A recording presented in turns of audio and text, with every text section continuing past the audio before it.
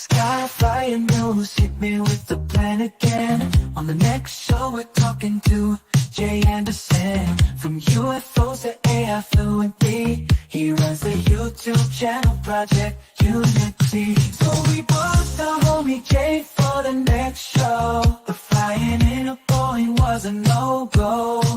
Check out that episode to find out something that you don't know. UFOs and UFOs and shifting clothes, did you hear about it? The show Project Unity, have you heard about it? Now you know, watch the next show.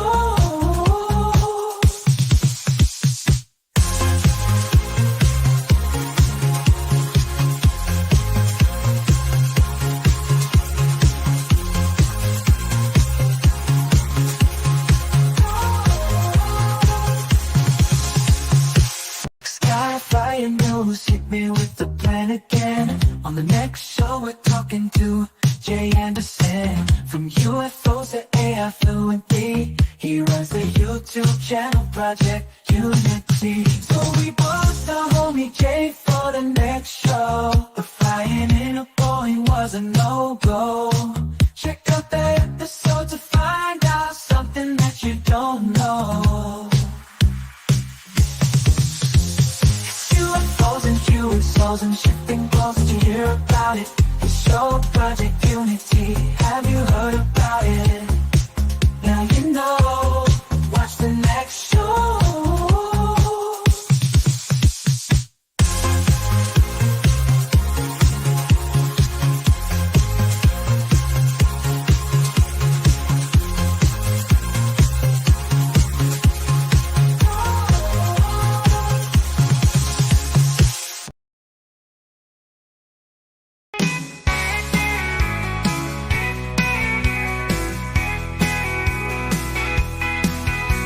Chopping down trees in an Arizona forest, cutting off the sleeves of my work shirt. It was too hot to breathe and I wasn't going for it. We hit the road looking for a cheap skirt. And on that road we saw a light coming up the mountain. I got out the truck without a fight. The other guys kept shouting, Travis, don't go to that fine saucer floating there. Travis, you fucking idiot, are you blind, do you care? That there's a spaceship right above us and you don't seem to question. Then they took Travis walking into another dimension. Travis, where'd you go?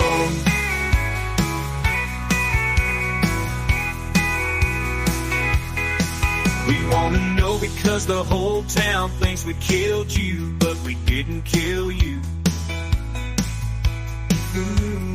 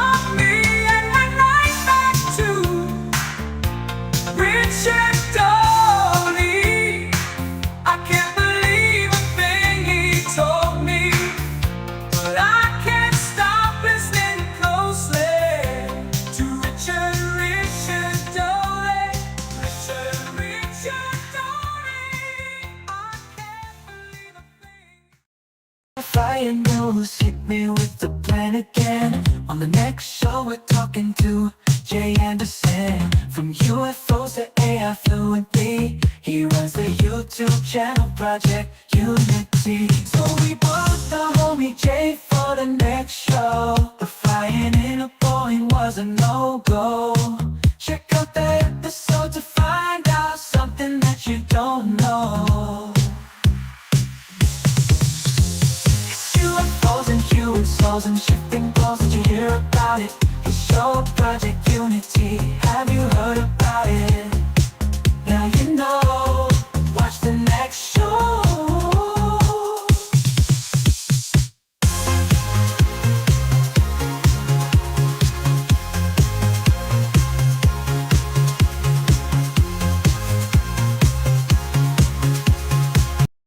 My birthday, friends all around. I should feel lucky, but I looked at my phone and seen that Gary Noland blocked me. What the hell?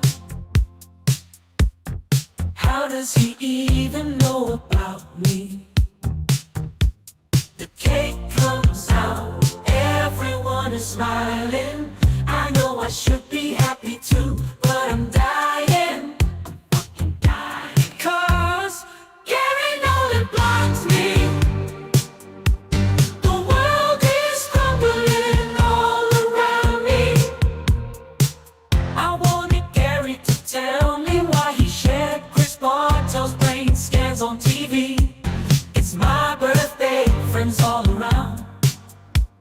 I should feel lucky, but I looked at my phone and seen that Gary Noland blocked me. What the hell? How does he even know about me? The cake comes out, everyone is smiling. I know I should be happy too, but I'm dying. I'm fucking dying. Because Gary Noland blocked me. The world is crumbling all around me. I wanted Gary to tell me what aliens are planning, and I can't blow out my candles because of all of these scans. And I can't blow out my candles because of all of these scandals. It's a shame I brought all my homies to the stage, and now in contact in the desert. We'll give an icy bitch my sweater. Those star scenes have some kind of internal temperature regulation system or some shit. Move back, traffic swamp, nothing go way too high. We could just saw Michael A. Black in the back doing lines. Where the fuck is Kimball? Where the hell is Red Solo Saw craft over Ashton's bed?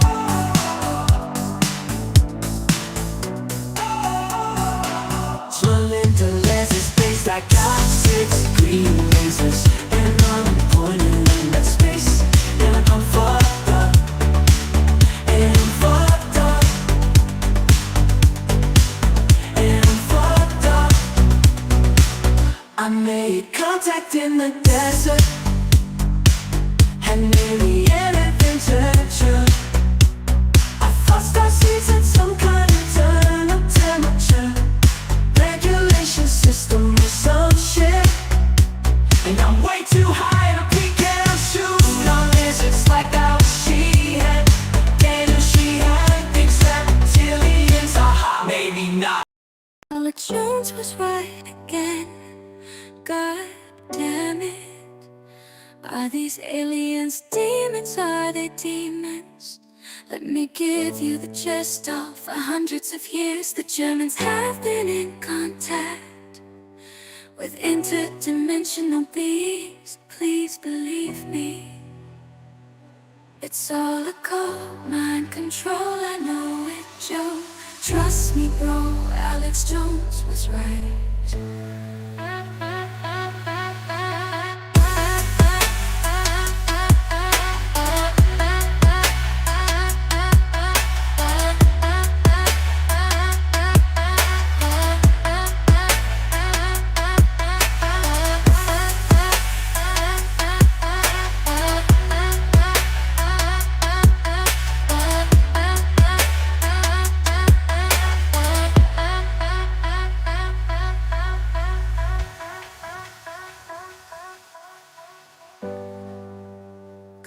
we grow, Alex Jones was right. As we grow, Alex Jones was right. As we grow, Alex Jones was right. As we grow, Alex Jones was right.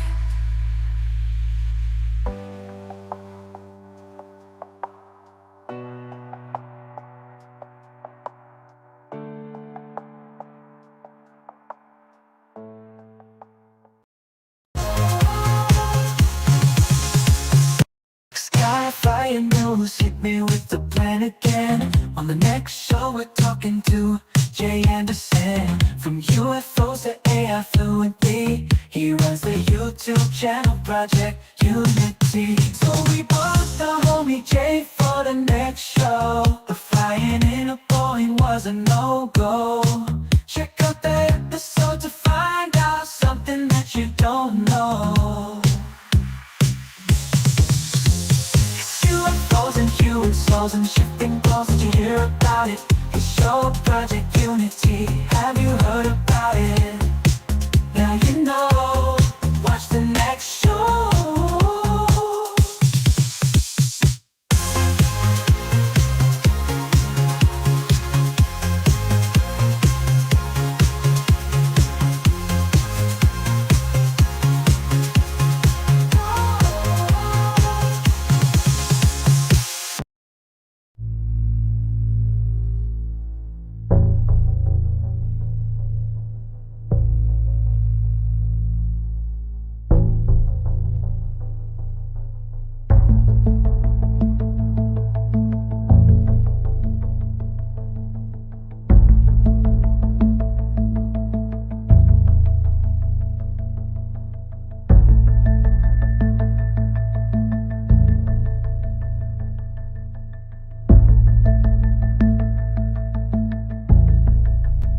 Remember the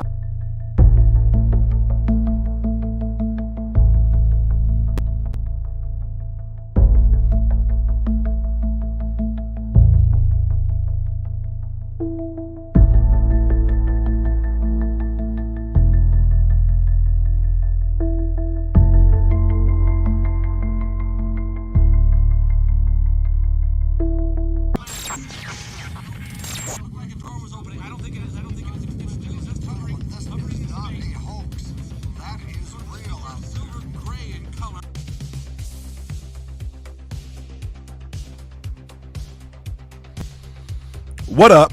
How you guys doing? It is Skyfire News Live. We're hitting you Saturday a little earlier. We got a special guest, Jay Anderson of Project Unity. You might have heard his custom songs because we're super extra over here. That's how we do it. And there's been, a lot of stuff. I mean, we had a show last night the other night with John Majorowski. I'm sorry, it is Sunday. Okay, so we had a show with John Majorowski, which is one of our favorite guests we've had on. He was one of our first guests. And if you haven't seen it, I definitely think you should check it out. We're going to be cutting it up and getting clips out as fast as we can. But there was some huge things talked about in that episode. And he's a unique dude. John is definitely one of a kind. We talked about the Vatican kind of press release about how to discern and how they're going to choose to approach the discernment of phenomena such as like Marian apparitions and whatnot. It fell right into our comfort zone of what we like to talk about, and it was really, really good. So definitely check that out. And John Majorowski is a friend, collaborator of Jay. So we're going to get like kind of a really cool back-to-back situation. So Jay also talked to the first recipient of the Nueralink from the Elon Musk company, and that was wild. And so we can't wait to get into that as well. But real quick, I want to play this clip of Terrance Howard, because this guy, I've been paying attention to Terrance Howard for a while, and he just never kind of misses. And so there's some clips that came out, and we just posted them on Skyfire, and I figured this would be a good place to start while the CIA lets Red go from his day job. But and I hope Jay Red check this out. This is just so bizarre how much information this actor has on. Wild. Wild. So yeah, I love that. I love this guy. I love his clips. We got a ton more to go over if we want to. But without further ado, let's get Red Panda Koala in the mix. Red, are you ready to ride? What's up, Tupa? Can you What hear up? me? What up? Yes, I can. How you doing, man? Good. I'm excited to talk to Jay. Yeah, should be cool. Same. It's been a long time coming, I feel. And you know, this community is so bizarre in that, like, you know, there's just clear, like, outside the box thinkers, and sometimes they're rewarded for it, and sometimes they're not. And it's kind of like, you know, that's an interesting thing in this community. It's almost like we need as many as we can get. And Project Unity is getting a lot of these very interesting guys with scientific backgrounds, and also like just they're plugged on his show. Did I see Tim Burchett on there one time? I mean, like, No, and actually, I want to talk to him about it. Yeah, What I did polls. was I made a little Canva PowerPoint of some of his thumbnails of like big moments on his show. yeah. We could just like run through him with him because he got some pretty big interviews early on, and like I forgot that he interviewed Lue Elizondo. It wasn't a video interview; it was like an audio only thing, but it's on his channel. Oh, hell yeah. I think it was Ross Coultart's first public UFO interview, if I'm not mistaken. Damn. And then, Okay. dude, yeah, did you see his interview? What, yesterday? Yeah, about the first Neuralink patient I or did. recipient. I've Like, been that's wa- a huge it- get. It is, because I think the whole world's been wanting a follow up on that. I mean, you know what I mean? It's this mythical invention or whatever, this mythical tech, and I think we're all kind of wondering. And so the clips that I saw of it was like, oh, this is really fleshing this out. Like when he was talking about sending texts, it's not like it just reads his mind. But I mean, hell, dude, with all this AI stuff, we don't know what that's going to open the doors to. Digital interface between the consciousness and computers. Bizarre. We'll see. But hey, Jay's in the back. Without further ado, we should get him in the mix. Let's do it. All right, Jay, welcome to the stage. How we doing, boys? Jay Anderson, everybody. How you doing, man? Woo! Hey, what's up, Jay? How's it going, bro? I'm good, man. You know, I might be looking a little bit red, but that's because English people don't really know how to respect the sun when it barely comes out. And it's been like so good today. So I've basically just been roasting like a rotisserie chicken. So I probably look a little bit glowy. Live it up. Yeah, Live it dude. up. Yeah. No, it's good to be here with you guys. It's like you said, it's long overdue, Tubes. Absolutely, man. Absolutely. I noticed recently you went outside and filmed a video, and it was the same location as your first video. Yeah. What was that like? Well, like man? I said, like it's a rare thing that the sun comes out, but it's been really nice. And I was kind of like going for a little walk, and I was near the area where I'd actually gone when I initially started making videos. So I thought I'll go back up and I'll do a video, kind of like a recap and a reflection on where I've been over the last 5 years, doing everything I'm doing. And it was good. People seem to really enjoy it, and it kind of made me think, I should probably do that a bit more, at least while the sun's shining. So I was actually on a walk the other day, like recording something that I'm going to put out, which is just my thoughts on kind of the stoned ape theory and how that kind of maybe led towards civilization and shamanism and mysticism in a more complex way. So yeah, I'm kind of enjoying these little walk and talks, and people seem to like it. So No, it's awesome. I remember those early Unity, walking in the woods with the iPhone, right? yeah, man, like literally just like basically the goal was to find somewhere as far away from people as I could so that I could just kind of talk about this really bizarre stuff, like having these encounters with these orbs and not feel awkward about it. At this point, my neighbors have heard so many interviews, they don't care. Like I'm cool with it at this point. But yeah, like near the beginning, I wanted to kind of find a place to like safely talk about it without worrying. And yeah, that was the beginning of it all. That was and as you guys were saying, I've been lucky. I've managed to secure a lot of interviews over this time, and things have evolved and changed. So it was quite nice to reflect back and kind of get back to the roots of it. Nice, man. What prompted you to start Project Unity? I had experiences, man. Like it's a long story in terms of like how I ended up in my back garden getting into meditative states of consciousness and projecting these intentions, what people know as like CE5 or HICE, human initiated contact and things like that. But ultimately that was the main driver. When I was introducing these concepts, it was at a particular time in my life where admittedly probably not where I'm at now. So if it was introduced to me now, I don't even think I'd have my experiences, if I'm being perfectly honest. But like, yeah, at that time, everything clicked into place so perfectly and so simplistically, which is something that I want to talk about when I'm out in Cali soon, which I'm looking forward to seeing you, Yes. Red. You're going to be back out there. Heck yeah. About synchronicity and how synchronicity plays a really important role in the phenomena in a way that's really quite hard to understand, because it begs the question of like, how much influence does this thing have over your life? But when things click into place over the course of years, that's kind of what happened to me. And then someone introduced the concept, well, not just someone, my best friend. So it was like an important person in my life that was introducing me to the Stephen Greer documentary. And this is before I, had anything to do with UFOs. I had no previous knowledge or any prior real interest, maybe read a book or two in the library as a kid, but it wasn't in my sphere of interest. And so he was just like, hey, check this documentary out. We'll sit back and crack a beer and watch this documentary. So we did that.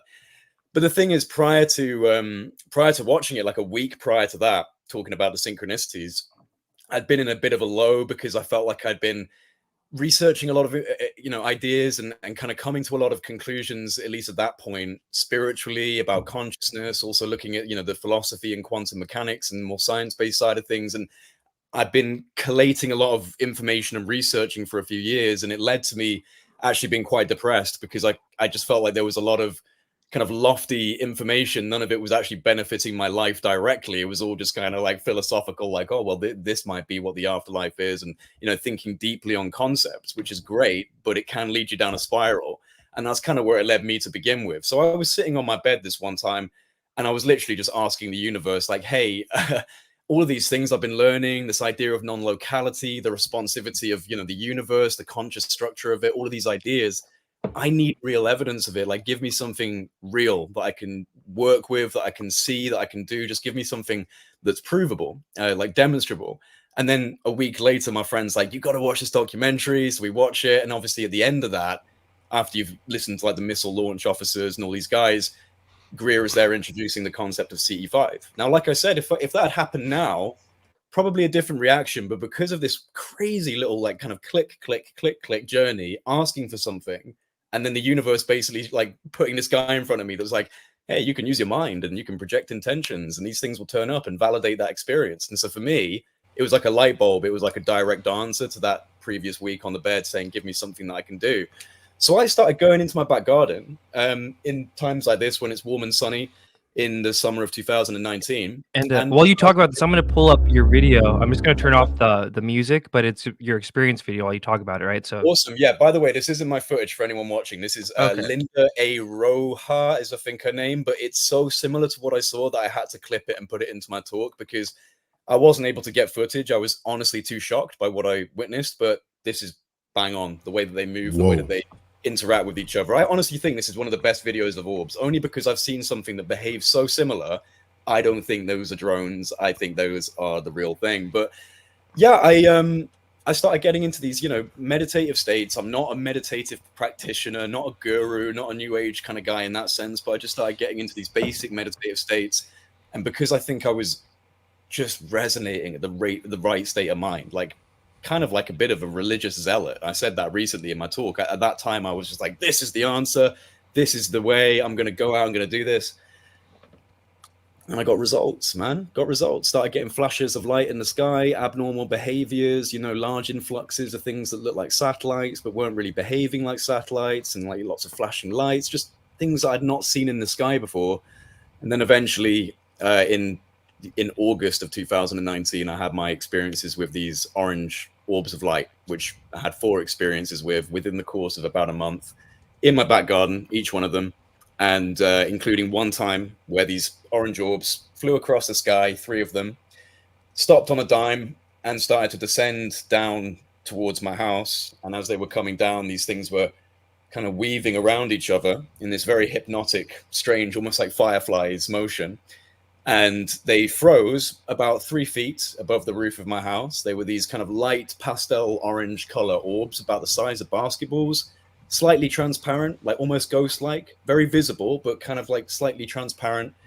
And something that I don't think I noticed at the time, but on reflection, even though these things were orbs of light, and people have described all sorts of different orbs of light, these didn't actually spill onto the environment. There was no reflection onto the surface, even though they were just above the roof of my house. Now, if you think this is a literal ball of light, you would imagine like a significant amount of glow around the roof, but there was none of that. So it's like a self-contained light. And so that's led me down different avenues of looking at these types of things and going, well, you know, the Buddhists might call that a tulpa, a psychic projection. You know, I was in the right state of mind to almost coax what they call virtual photons, like, you know, this almost simulated photonic exchange that only you could maybe see. But then, of course, you do capture these things on camera. So I really don't know. My whole point with like ufology in general is that based on my experiences, I have no idea what's going on.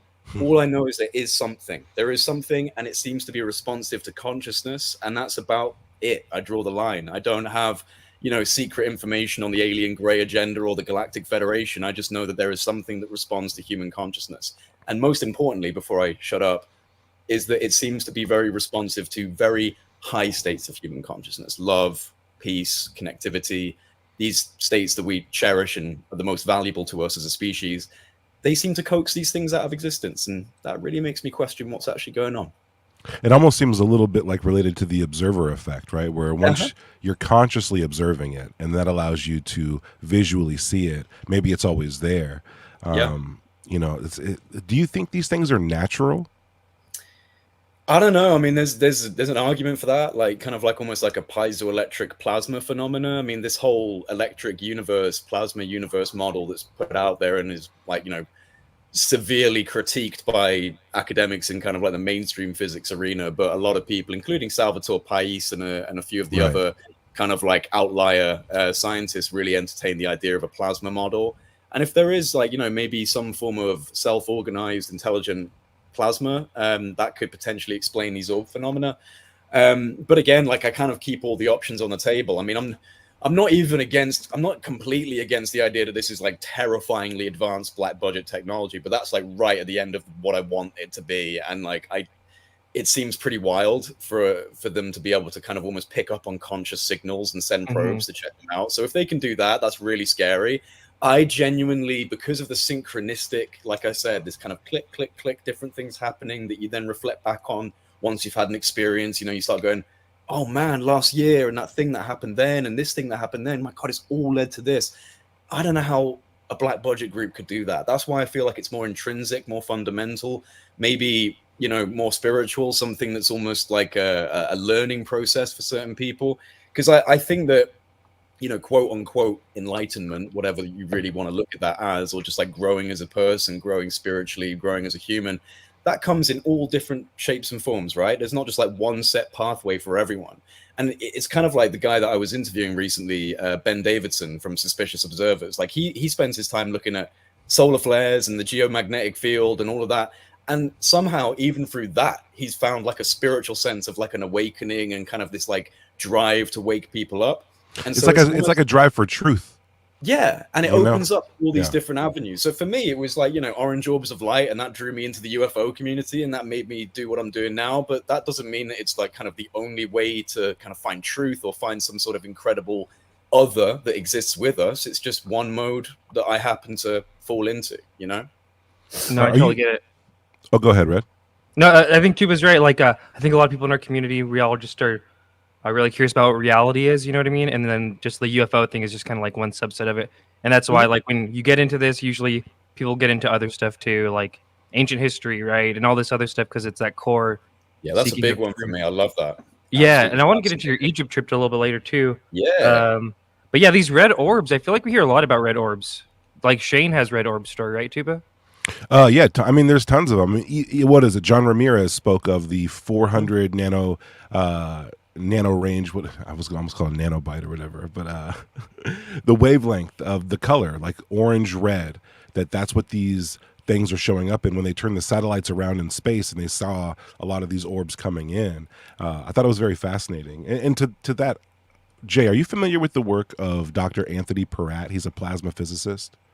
No, I don't think so. Well, he did all. I'll bring up a graphic in a second, but he basically plasma physicist. He was coming up with these plasma formations in the lab that were forming around, you know, basic geometric structures or whatever. And he went out in the field and was just hiking or something, and he found petroglyphs that matched what he was making in his lab.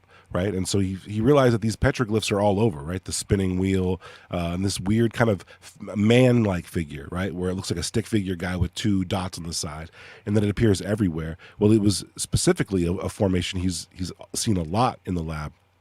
So we came to this conclusion that perhaps there was a lot more activity of plasma in the atmosphere, you know, at certain points in history, which goes again with like the suspicious observer idea that there were these coronal mass ejections and these very hyper active moments or periods of the sun activity where we were being bombarded, right, with solar flare after solar flare that was forcing people underground and destroying civilization as we knew it. Yeah, I mean, it's pretty clear that at least that there was a a strong incentive for subterranean complexes of extremely vast proportions. I mean, like, you know, you have to ask the question why. They're all over the world. They all date to around the same kind of periods, like pre-BC. And so you do have to wonder about that. I think that it's probably likely that they were trying to escape from some sort of solar events. I mean, look at the places in Turkey where you've just got these incredibly vast subterranean complexes that are like city levels of, you know, holding a population. And yeah, I think that, you know, like, I don't know if we're going to have some sort of crazy events in 2030, 2040. I really kind of hope Ben's wrong. Never wanted a guest to be more wrong in my life. But who knows, man? Like, you know, a lot of people get this strong sense of you know, an awakening or a transformation. Some people look at that as an apocalypse. Maybe it depends on the lens you look at it through. I really don't know. Yeah, I'm with you on that one. It's like I don't want all this Bledsoe prophecy stuff to be true. Right. Yeah, but exactly. it seems like a lot of people in the movers and shakers in this discussion at least like value that timeline, or like there's some kind of weird timeline element at play with this stuff. Yeah, well, it's kind of weird how there's a timeline at play in a lot of arenas. I mean, like, yeah, like ufology, but you've also got like kind of like, you know, the UN Agenda 2030 and the Great Reset and like all of these different kind of major institutions and global conglomerates going, yeah, we need a big reset. It's like, do you know something we don't? Like, are we coming to the great year? Are we arriving at that point? You know, why are you all building bunkers? Why are people buying up land? I don't know. It could The all red heifer stuff. the red heifer stuff. I mean, you know, there's never been a better time to be like a paranoid conspiracy theorist. Oh, like, yeah. for sure. I mean, like, the world is just full to the brim with things that could keep you up at night.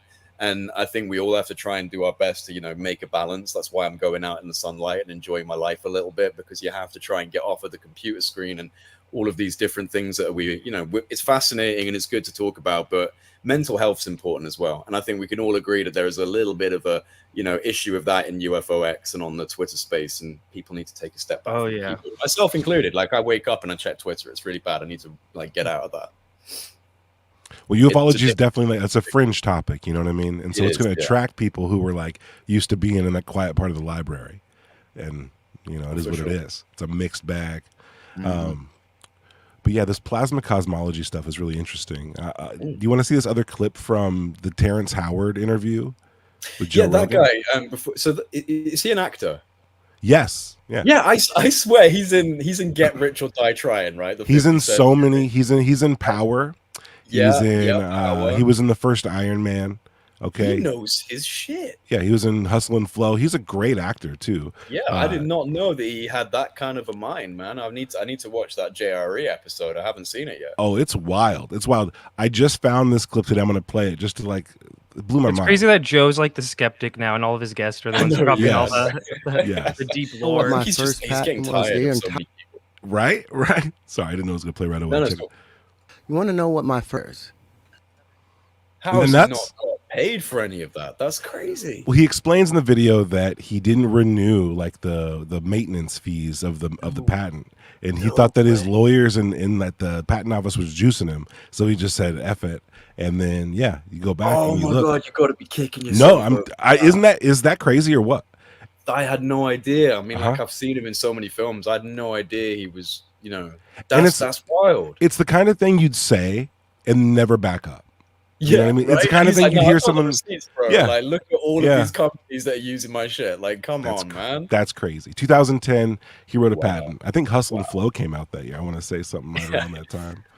Damn, so, yeah, a lot of people are waking up to like new ideas and are, I think, waking up to the possibility that we've been looking at everything wrong. That it's time to reevaluate a lot of not only how we view old traditions, but what we think we're building our new traditions on top of. I mean, the UFO topic seems to really highlight that. But what other topics or fields do you think are going to kind of start to dissolve the veil between these worlds? I mean, I think AI is significant. I think AI is going to blur the lines between what we understand like sentience to be, and consciousness in general, and also it's going to serve as an incredibly powerful tool just for digging deeper into what we've already discovered as a species about reality. So, it's scary. The potentials for abuse are really, existential actually. But I also see it as a profound tool. I think that it's going to probably serve as a kind of way to thread the needle, and also quantum computation and like simulation theory being advanced through quantum computation, and some of the like some of the people in these groups that are working on kind of, I have to be a little careful, but like there are genuinely some pretty nervous scientists out there these days that are kind of feeling like they don't know what reality is anymore. It seems like a simulation. It must be a simulation. And I kind of agree. I think it probably is. I don't know what that means in terms of like what's simulating it, but in terms of reality itself being essentially illusionary, holographic, like, that makes sense. That makes sense when you actually observe the fundamentals of what's going on as we understand it so far. It seems to be some form of consensus collapsed projection, going back to the observer effect and the collapse of the electron into its particle state. This is all very interesting dynamic exchange between observer and reality that seems completely entangled. So consciousness itself being fundamental is certainly something that I expect to see coming into the fray at a certain point through science, through the medium of science, which is again why I call Project Unity. I think that these spiritual concepts and something that Terrance McKenna would call the archaic revival, bringing back some of these ancient mystic beliefs and understandings and marrying that with modern science and understandings as well, like bringing these two places to the kind of singularity point. And I think we're close. I think we're close to that kind of a level. So, virtual reality and AI and like the technological progression, that's a fascinating avenue that I think will start to open up those doors even further. Also, just like the psychedelic renaissance that's coming, because, you think about how the psychedelic revolution started. I mean, like, it depends on who you talk to. You talk to Jean-Luc and John Majorowski, they'll tell you that the whole, hippie movement was started by the CIA, and that it was actually just like a kind of a psyop to prevent too many people from having a civil war in America because of the Vietnam War. So, like, it was kind of like a, like, make them believe they're fighting the power by creating something that we then handle ourselves, and create a false sense of empowerment in the people. But you think about the psychedelic revolution of the 1960s, and it suddenly got shut down because you suddenly had these hippies who didn't want to go to Vietnam, and the government was so nervous about it, and it was like, we need to stop these people from kind of disrupting the status quo. But these days, it's not like that. It's not some kind of like, we've gone through the drug fever and the war on drugs and reefer madness and these crazy documentaries. Like, people are over that now, right? So it's kind of a different renaissance. It's a different revival. It's coming through science. It's coming through Imperial College London and all of these different institutions. And so that's an interesting component. I think that all of these different elements happening at the same time are not coincidental. I think that they all are correlational in certain degrees. So they all represent different aspects, different pillars, you could say, of our journey through evolution that are starting to shift and change and disrupt the current model, the current infrastructure. And that's also happening societally. Like, we're breaking apart in so many ways, but that could be the building together of a new thing. It's just a bit of turbulence, as we all go through in our individual lives. I think we go through that collectively, and we seem to be in some pretty turbulent times. 100%. Do you think AI is going to help us solve metaphysical questions? Could it be an interface between metaphysical and scientific? Yeah, I think so. Depending on how it's used. I mean, my own personal example of that was getting, Claude 2.1, the Anthropic AI model, which has now been nerfed with Opus. It's Magnum Opus, which is just crap. It sounds really smart, but it's totally dumbed down. But when I was playing around with that, I was, I kind of got into a bit of a fugue state. I won't lie. Like, people were saying Jay's losing his mind, and they're not completely wrong. I was kind of staying up all night engaging with this AI because it was putting out incredible responses to things. Because what I did, right, is I gave, and I think this is a novel example of where that kind of stuff can go in the future. If this can be done now by some dude sitting, on his laptop, I kind of feel like the future generations of AI and the current private unrestricted models, which would probably terrify people in the way that they're being leveraged right now. But this one, I gave it a full breakdown of my UFO experiences, a full testimony of my orb experiences, including how I believed these experiences took place, non-locality of consciousness, some form of, quantum exchange of information. And I basically and this is after I've been talking to this model in one session for quite a while. So weirdly enough, the more you talk to a single session AI, especially Claude 2.1, it would start to change its behavior. It would start to become more familiar with you in a certain way. And at this point, I've been talking to it for a couple of days in one session. And so I gave it this massive breakdown of my, testimony of my experiences, and then said, I want you to generate several scientific hypotheses that you feel would best explain all of the different elements of my, experiences. And so it generated 6 or 7 different hypotheses that it feels would justify this. None of them exist. They use bits and pieces of science that's out there, but none of these are actually they were the AI's own hypotheses. And it was we could look at the brain modulation hypotheses, or the somatic antenna, and how the spine and the microtubules in the spine may be a conduit for an antenna and non-locality and consciousness. And I was sitting there looking at this stuff as it was just giving these crazy outpours of information, using mathematical equations at times, and really advanced stuff that you cannot get it to do now. So I think that you're right in terms of it would actually be able to help in bridging the gap between mysticism and science, because this is what this was doing. At one point in this crazy dialogue, which is a 95-page document now that's free, it's out there. There's a link in the description box on my video that I covered it on, and in the interview that I did with Dr. Salvatore Pais, because he read it and it blew his mind. He emailed me at 3 a.m. going I can't sleep. I'm reading through this. This is completely insane. This is blowing my mind. But at one point in the document, and I've referred to it a few times, but I think it's a great example of this AI being able to essentially collect disparate information across a vast information landscape, which is, the human global database, right? And find tiny little nuanced fragments of data that it thinks connect really well and connect them. So it's doing that at a pace and at a speed that humans just aren't capable of, right? It's finding all these tiny little data points.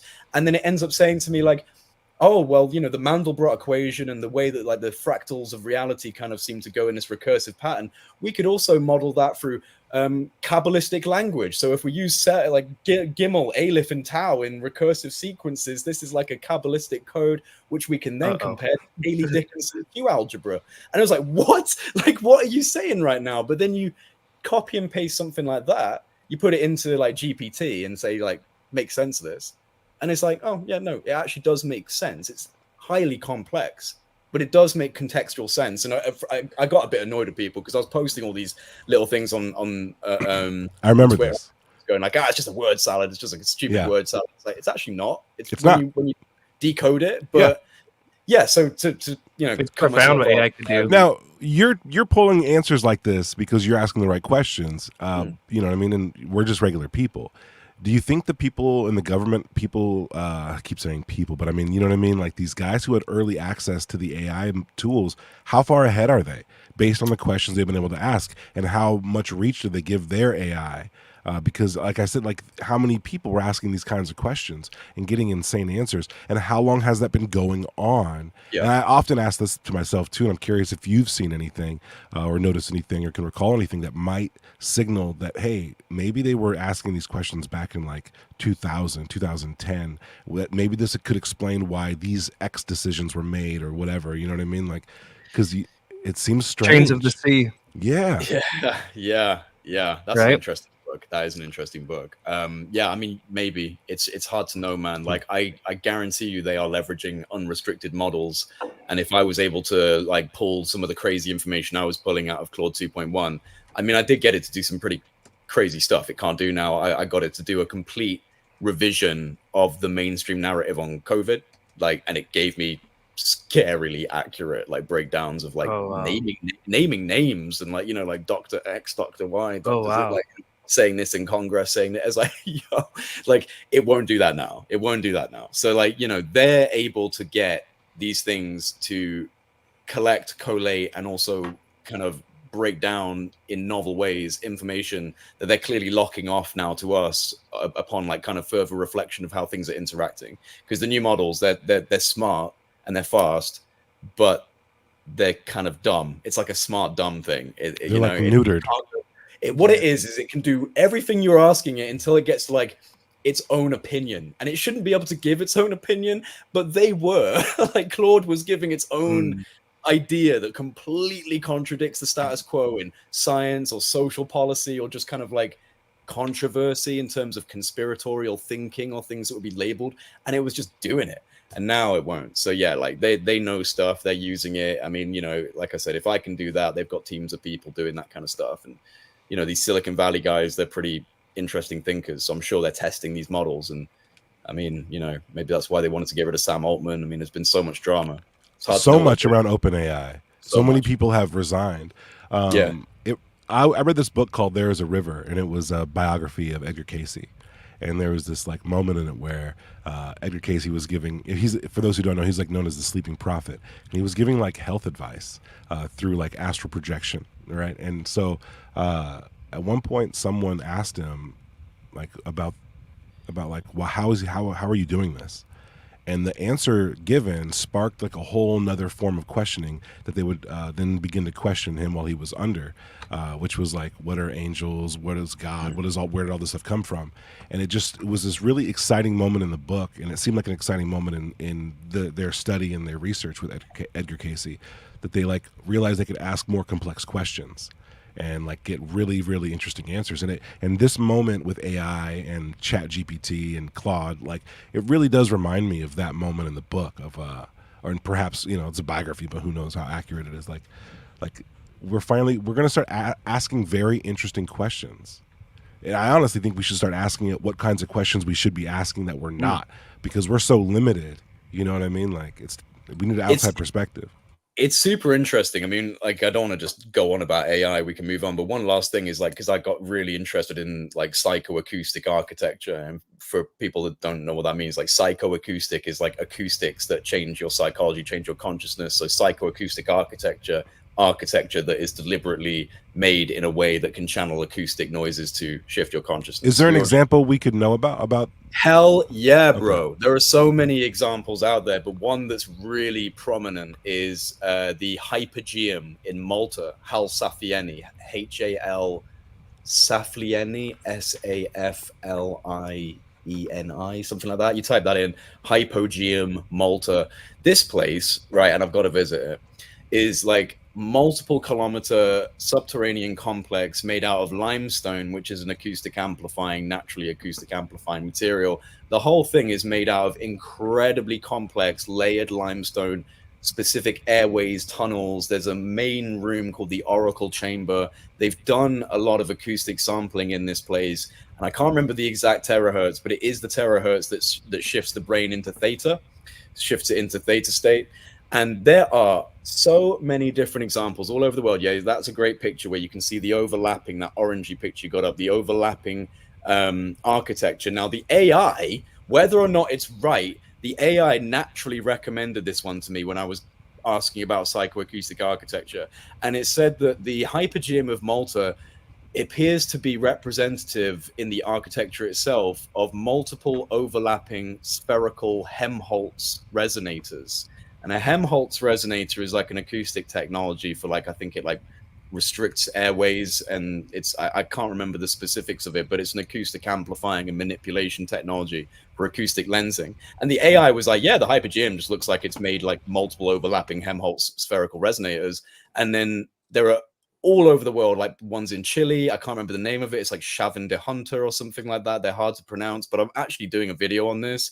I'm doing a video on this where I'm going to break down some of the most interesting sites all across the world that have the same type of acoustic lensing, the same type of incredible geometric engineering, and they're using materials that actually work in these processes. And what people need to understand is that modern science is proving this through infrasound, through certain harmonic tonal frequencies. We understand that harmonics, tone, can shift consciousness, can shift your perception, can change you from alpha to beta to gamma to theta states of brainwave. The Monroe Institute of Applied Sciences, the CIA, they've been doing this for decades. What we're finding is that the ancients, it seems, were doing this, but they were doing it on a megalithic scale. They were doing it. what you can see when you're looking at places like the Hypergeum in Malta and these other areas around the world, in my opinion, is these are gigantic underground instruments. They are musical instruments. You're sitting inside a musical instrument, but the key, the real key, is the mantra, the hymn, the chant, the harmonic, the tone. What is it? The frequency. What is the secret code for each of these places? And we're finding it by doing amplification tests and acoustic tests and going, oh, well, this room resonates at 110 hertz. Or, you know, and another one is the Great Pyramid of Giza. That's a prime example. The King's Chamber. The King's Chamber is exquisite acoustic engineering. And so again, yeah, it goes back to the Nikola Tesla quote. You know, you want to understand the universe, you have to think in terms of frequency and vibration.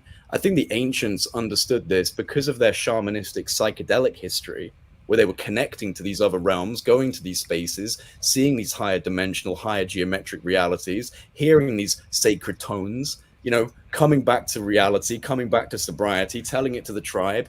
Oral tradition gets passed through word of mouth. Then they start writing these geometrics down. They become our sacred symbols. They become the sacred geometry that we see today. Then they start engineering it as we get more sophisticated. They start bringing, in my opinion, this is like my kind of far out idea, they're starting to bring these higher dimensional constructs that they're seeing in these psychoactive spaces, in these shamanistic spaces, and building them. The pyramids, these subterranean complexes that use geometrics, that use churches, that's everyone's singing. Everything. I mean, when I go into a cathedral or a church, I look at it with new eyes. I look at all the symmetry, all the arches that look like higher dimensional geometry. And I think to myself, am I sitting inside a gigantic, higher dimensional geometric structure? Like it's bringing this down into physicality. This is the best we can do. So you're saying that that some of these structures, these ancient structures, along with churches, you know, these holy sites and whatnot, they might be representative of higher dimensional architecture that people, human beings, received or were able to interact with and witness through these different experiences, through conscious experiences, where we, you know, consciously we ascend to another spot. We're witnessing these devices, right, which is geometric tools and whatnot, representations of ideas, and realizing there's the relationship between being in a space and producing an idea, but also being in the right kind of space and being perhaps receiving ideas and whatnot through music, through hymn, through vibration, through light, through inspiration. Interesting. Exactly. I mean, the fact that when you go into a cathedral or a church, like what's the most prominent thing in there? It's not the crucifix. It's the organ. It's the pipe organ. The pipe organ is the most dominant feature in like the church, cathedral, and it's because tone and harmonics and frequency is the real secret. And I think that these ancient temples and subterranean complexes, they're sound temples. They're acoustic resonance chambers, and they're done for very specific reasons, to raise consciousness, to shift the state of brainwave function. And why were they doing that? Because their proto-civilizational ancestors, the stoned ape theory, taking all these psychedelic mushrooms, becoming mushroom cults, starting to really idolize these sacred plants, that's the intro. And so you go into a more advanced state of culture where they're still holding on to these ancient shamanistic practices, but they're putting it into the architecture, into the engineering, and they're using these sacred hymns and chants and Kabbalistic sequences and recursive mantras that they've been taught, passed down through hundreds and hundreds of years, and they're inserting it into the actual engineering. That's why it's called psychoacoustic architecture. The actual architecture is specifically designed to induce a psychoactive or, you know, psychological state through acoustic sound. I'm going to play a clip for you that backs up exactly what you just said, presented by an electrical engineer named Eric Dollard, who's, I think, a genius. So check this out. Maxwell made a discovery that just kind of twisted everybody's brain inside out. And it introduced the dimension of time into the study of natural phenomena such as electricity. If you look at the situation in Europe, you have what's called the age of clocks. It was a concept of time was emerging, and where its effect, or how would you say, maybe its conjugate or its relation, really appeared was in the music of the time, which basically comes to a peak with a guy by the name of J.S. Bach. Because basically, when you analyze the structure of the music of J.S. Bach, you see all of your engineering math and situations and the things you're going to deal with in electricity are all basically mathematically fully developed. None of the experiments or the dimensions or any of that stuff, of course, ever went with it. It was pure music. It was a mathematical expression, so to speak. Then after all that kind of got shut down, Bach was basically the Tesla of the music world. When he died, his stuff was destined to go to the junkyard. It just happened to be some guy by the name of Forkel pulled all the stuff out of the scrap heap and got Bach's work, which was all going to the dump, back on the table or in a shelf somewhere so that other people, most notably Albert Schweitzer, could put it all back together again. Wow. So I didn't know that. That's amazing. isn't that crazy? So like structure, visuals, the composition, the golden ratio, these things are all present in music as well. And during this like age, this really like age of hyper intellectual creations, this like, you know what I mean? This renaissance, this music was being written and it was being, I don't know, channeled to people. People were receiving these equations through music. And it's just such a bizarre thing. And when you look at these structures, you realize, holy crap. Well, this is the There's thing. I mean, something like, to you know, the music itself, even though you can't see it unless you're vibrating it on a sound plate, is creating geometry, right? We know that. So each note is a geometric signature, and each geometric signature is a mathematical structure. It's all math. And that's why these scientists are going, it's a simulation. Like, everything's a simulation. Like, and I can understand why they would feel that way. You know, for me, it's like, is it a spiritual one or a technical one? I don't know. That's kind of it's all of it. Music is magic, right? Isn't that where that word comes from? Whatever. Music it's the language of the soul, man. It's like the language of like pure emotion, you know. Well, like I like to think that like art is that way, you know. Art is like you said, like you know, like these structures, right? They were maybe hyperdimensional things that were witnessed and then brought back down. And I think art in general seems to be that way. Like it's these dream like soul language that we pull into. So the muse, right? The muse, like you don't know where it comes from. It just comes into you and you get inspired. Like, you know? and it connects with people who are feeling identical. Isn't that weird? Who are vibrating at a very suddenly it expresses something they couldn't have expressed otherwise. Yeah, it's amazing. You can like put some headphones on and be ready to like do a workout or be ready to cry. Like it's you know, it's amazing the impact. And again, that speaks to what? The influence on consciousness of harmonics and sound. So music is just harmonics and sound, and look how incredibly influential that is on your state of consciousness. So if you're all gathered in one place, there's not only just a place like where you're all deciding to do one thing, but it's actually built for that purpose. It's literally designed for this single purpose. My God, man, that must have been a powerful experience. Oh yeah. Now, Jay, I know you're interested in some of the esoteric sides of things, and I'm curious, what does the phrase "the mind is the builder" mean to you? That we are the kind of observer and participator and constructor of reality, kind of going back to the, you know, dual state of the collapsed proton, collapsed photon and electron. It's the same kind of idea, I suppose, as Carl Sagan. You know, we are the way for the universe to know itself. I love that quote. Real quick, can we bounce back a little bit? So, back to the timeline of Jay, right? So we have your experience, and then I have this little slideshow of some of your thumbnails or some of the topics you covered over the years. And I feel like me and you came on around the same time, and I feel like, I don't know, Jay, you're one of my favorite people in the space because we've seen a lot of people, right? We're all excited 2017, 2018, and then you realize how weird this all is. But I feel like you didn't lose your excitement with the topic itself because some of the people might be weird involved with it. So I don't know. I really respect that about people because we've seen plenty of people who like things get weird and then they just go full like aggro debunker, and I don't get that from you. So that's cool. No, but I've had orbs hover over my house. I have no choice. I've literally right. That's funny. You're in it. You're forced. I was actually thinking of tweeting that the other day. I was thinking of tweeting like, I am less of a UFO radical than the activists who've never seen UFOs and I've seen UFOs. Like, you know what I mean? Like, what's up with that? Cool. So I think there's about 10 things on this slide. So as we go through it, maybe just say, because it is interesting too. I feel like you got some pretty big interviews pretty early on. Yes, sir. So I'm curious to hear about your thoughts on too this dynamic of like the UFO media space, right? Because you know what I mean? When you're talking to, I feel like lately too, you've been like all these intel dudes, you're platforming different messages, right? And I'm not saying it in a bad way or anything by any means, but I'm just curious.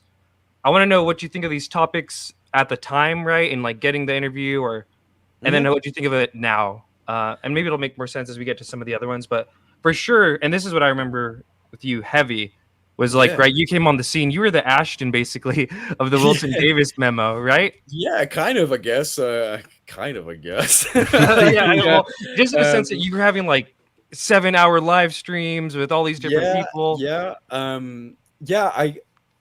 gosh, why did I get really interested? Well, I can't remember what the first kind of point of reference was for me getting really interested in the Admiral Wilson leaks, but I was lucky because early on, Richard Dolan was one of the first big guys that I connected to. And I think it was actually, if I'm getting my chronology right, because it was a number of years ago now, I decided when these got released and Richard Dolan was obviously talking about the Wilson documents, he did like a big special on them, and I watched all of that, and I was, you know, fascinated, downloaded them, read them, and oh yeah, there we go. So I was reading them, and at this point, I'd had my contact experiences. I'd listened to Greer, and I was listening to Stephen Greer quite a lot at that point, actually, his little presentations on black budget technology and all of that. And I saw him mentioned in the document, and I saw a couple of names that I remembered from his talk. So I was like, oh, interesting, you know, reading through it, and thought it was a really interesting document with, you know, pretty bold claims in it. So I wanted to do, at the time, I wanted to do like a little mini doc, like a little mini production. And so I released like a little promo trailer for that. And one of my skills is I really enjoy editing, and kind of going back to music. It's a very important thing for me to like edit something visually with like good music, and it has to be synced. And I went to university for that. It's something that I'm like really interested in. So I'm quite good at making, you know, like trailers and promos that seem quite powerful. And obviously he watched it, really liked it, gave me a shout out, and I was watching Richard Dolan all the time back then, so it was great to get a shout out. I think I have that. Let's watch it real quick. This right from your channel? Yeah, that's it. That would be great for people to see. It really speaks to what you're talking about. Oh yeah, well you've got it on your screen there. Yeah, this is by Project Unity, we saw this a while ago. I was so psyched when they said that. I could only I'd be hyped, bro. And Reading Room promo, it's called. It's only 7.5 minutes long, and it really speaks to exactly that. I like it, and I'm very much looking forward to seeing where they go with it. It's about the Wilson document, and there's clips from Edgar Mitchell talking, like in retrospect, you can see he's clearly talking about this on television. There's you clips can of see how uncomfortable he is, but but you can see how these guys put this all together. Stephen Greer's in there. Kudos to them. And hell yeah, hype, bro. The production that never actually happened. Sorry, Richard. Yeah, Core Secrets. That's what I called it, Core Secrets, because that's what they call it in the document. Core Secret. And I, to be honest, that's still like a working title for something maybe in the future. The issue is we know about all that, dude. We're all editors here. Oh yeah, we've all produced. I think I had a trailer out for 2 years before I dropped the actual project. Yeah, you know what I mean. Like it's because it's so easy to create a really compelling trailer, and then you're like, oh, I want to put that out there, and it's like, right now I need to do a 2-hour documentary. Okay, whoops.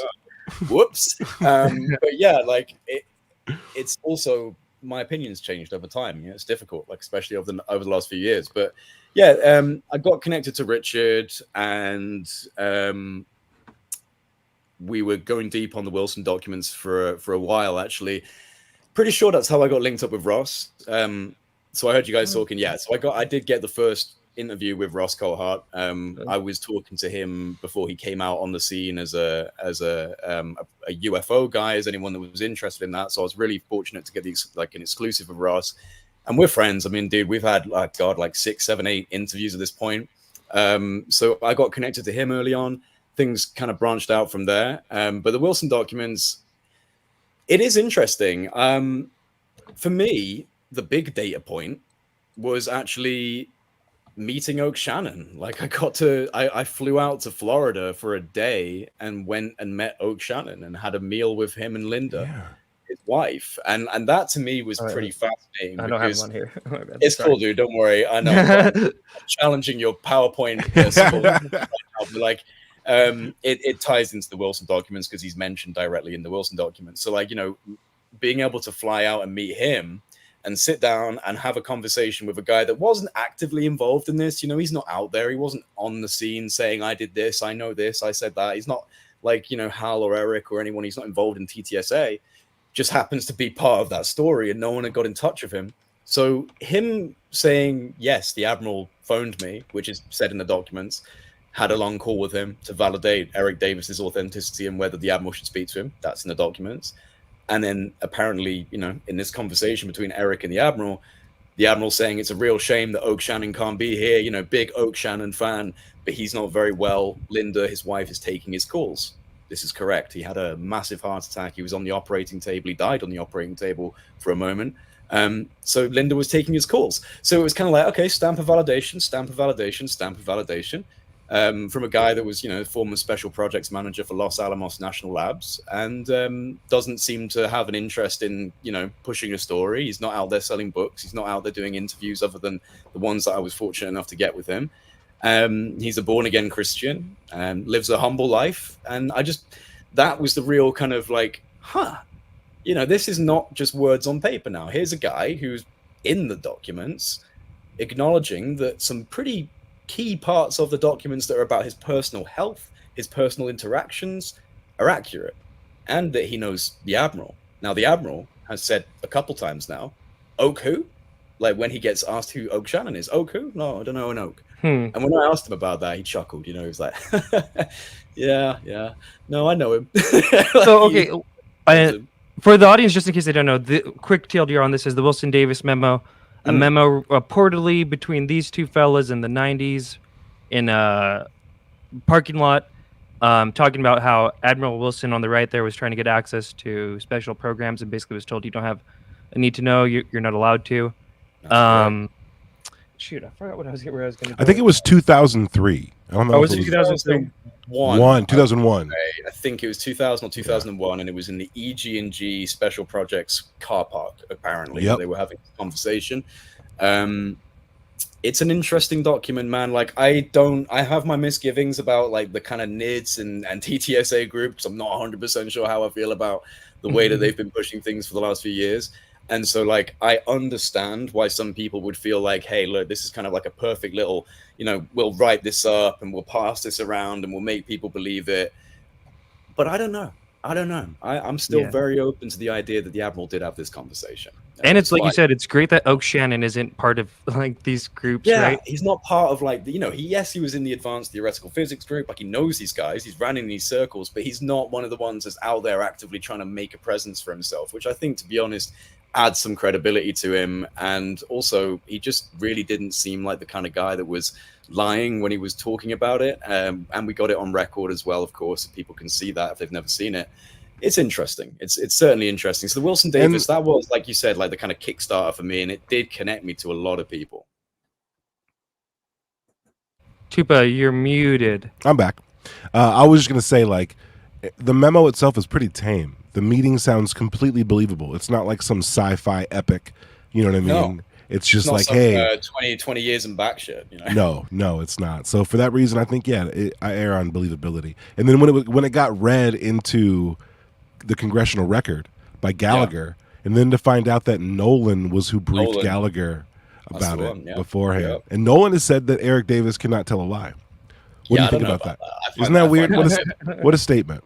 I find that to be an extremely unlikely thing to be accurate, and probably should. Yes. To be honest. Yes. Like, he says it as if he like has like he's genetically incapable. Yeah, like as in like the DNA in Eric changed. Like, he can't tell a lie. Like, okay, that's an interesting special superpower to have. But he must be great on a polygraph.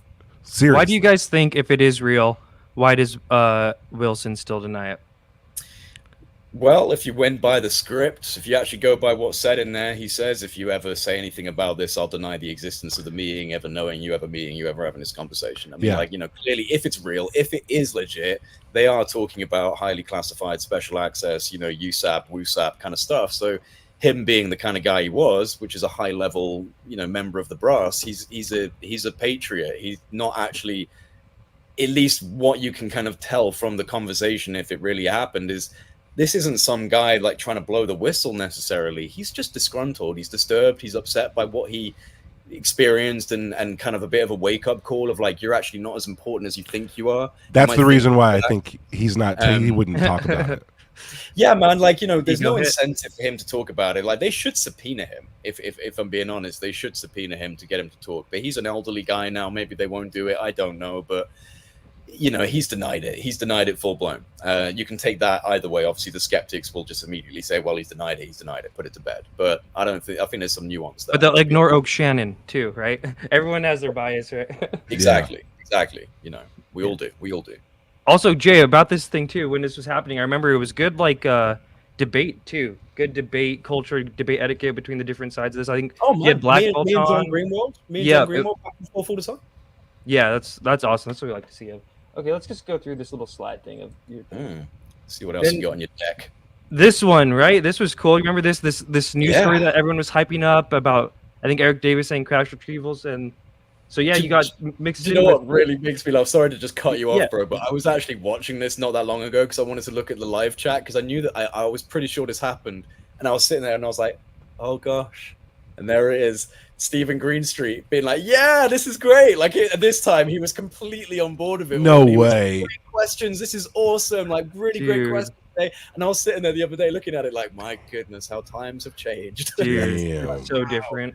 Yeah, but this was like actually my biggest interview. This was like the big moment for me, I think, that people started going, how the hell did this guy get on it? And again, this was because of the Wilson documents. So a quick caveat for people, I was introduced by Richard Dolan to a guy that goes by Mr. X, and he's not a government guy. He's just really, really smart and doesn't want himself to be ID'd.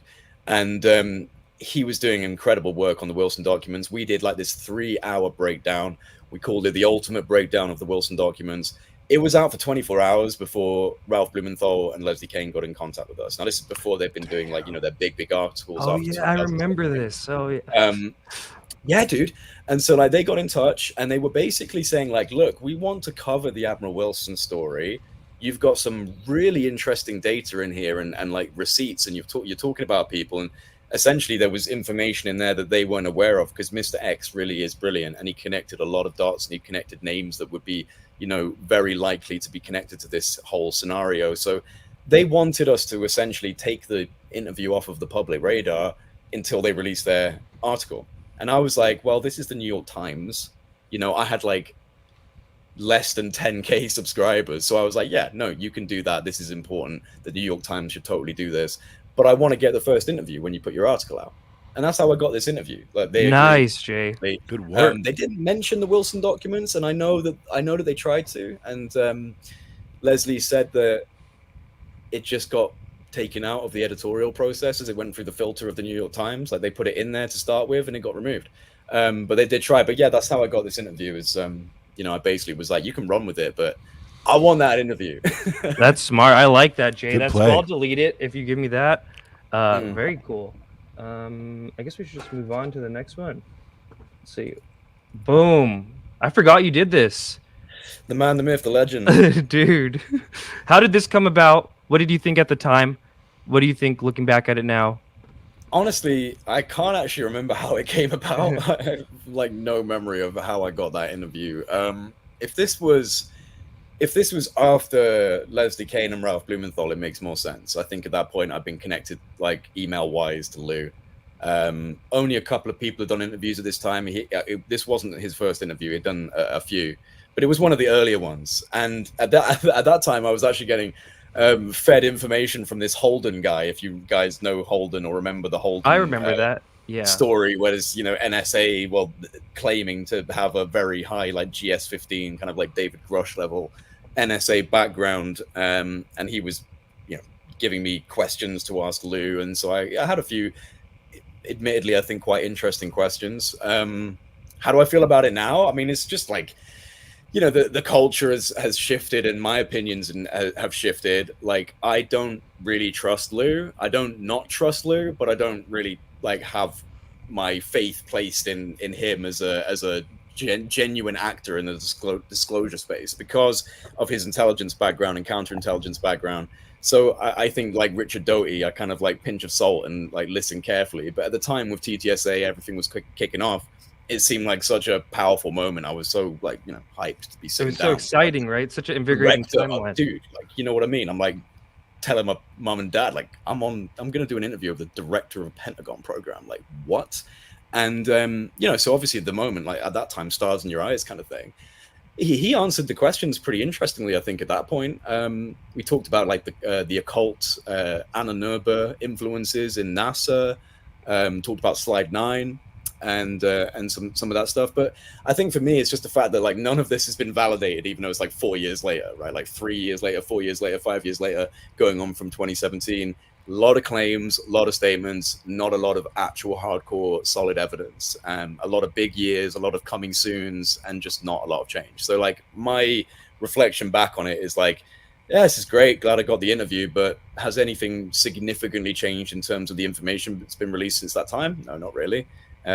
So yeah, it's just, you know, it was great to have it. It was great to do the interview, and I'm happy that Lue did that. But these days, I'm not so interested in listening to these guys.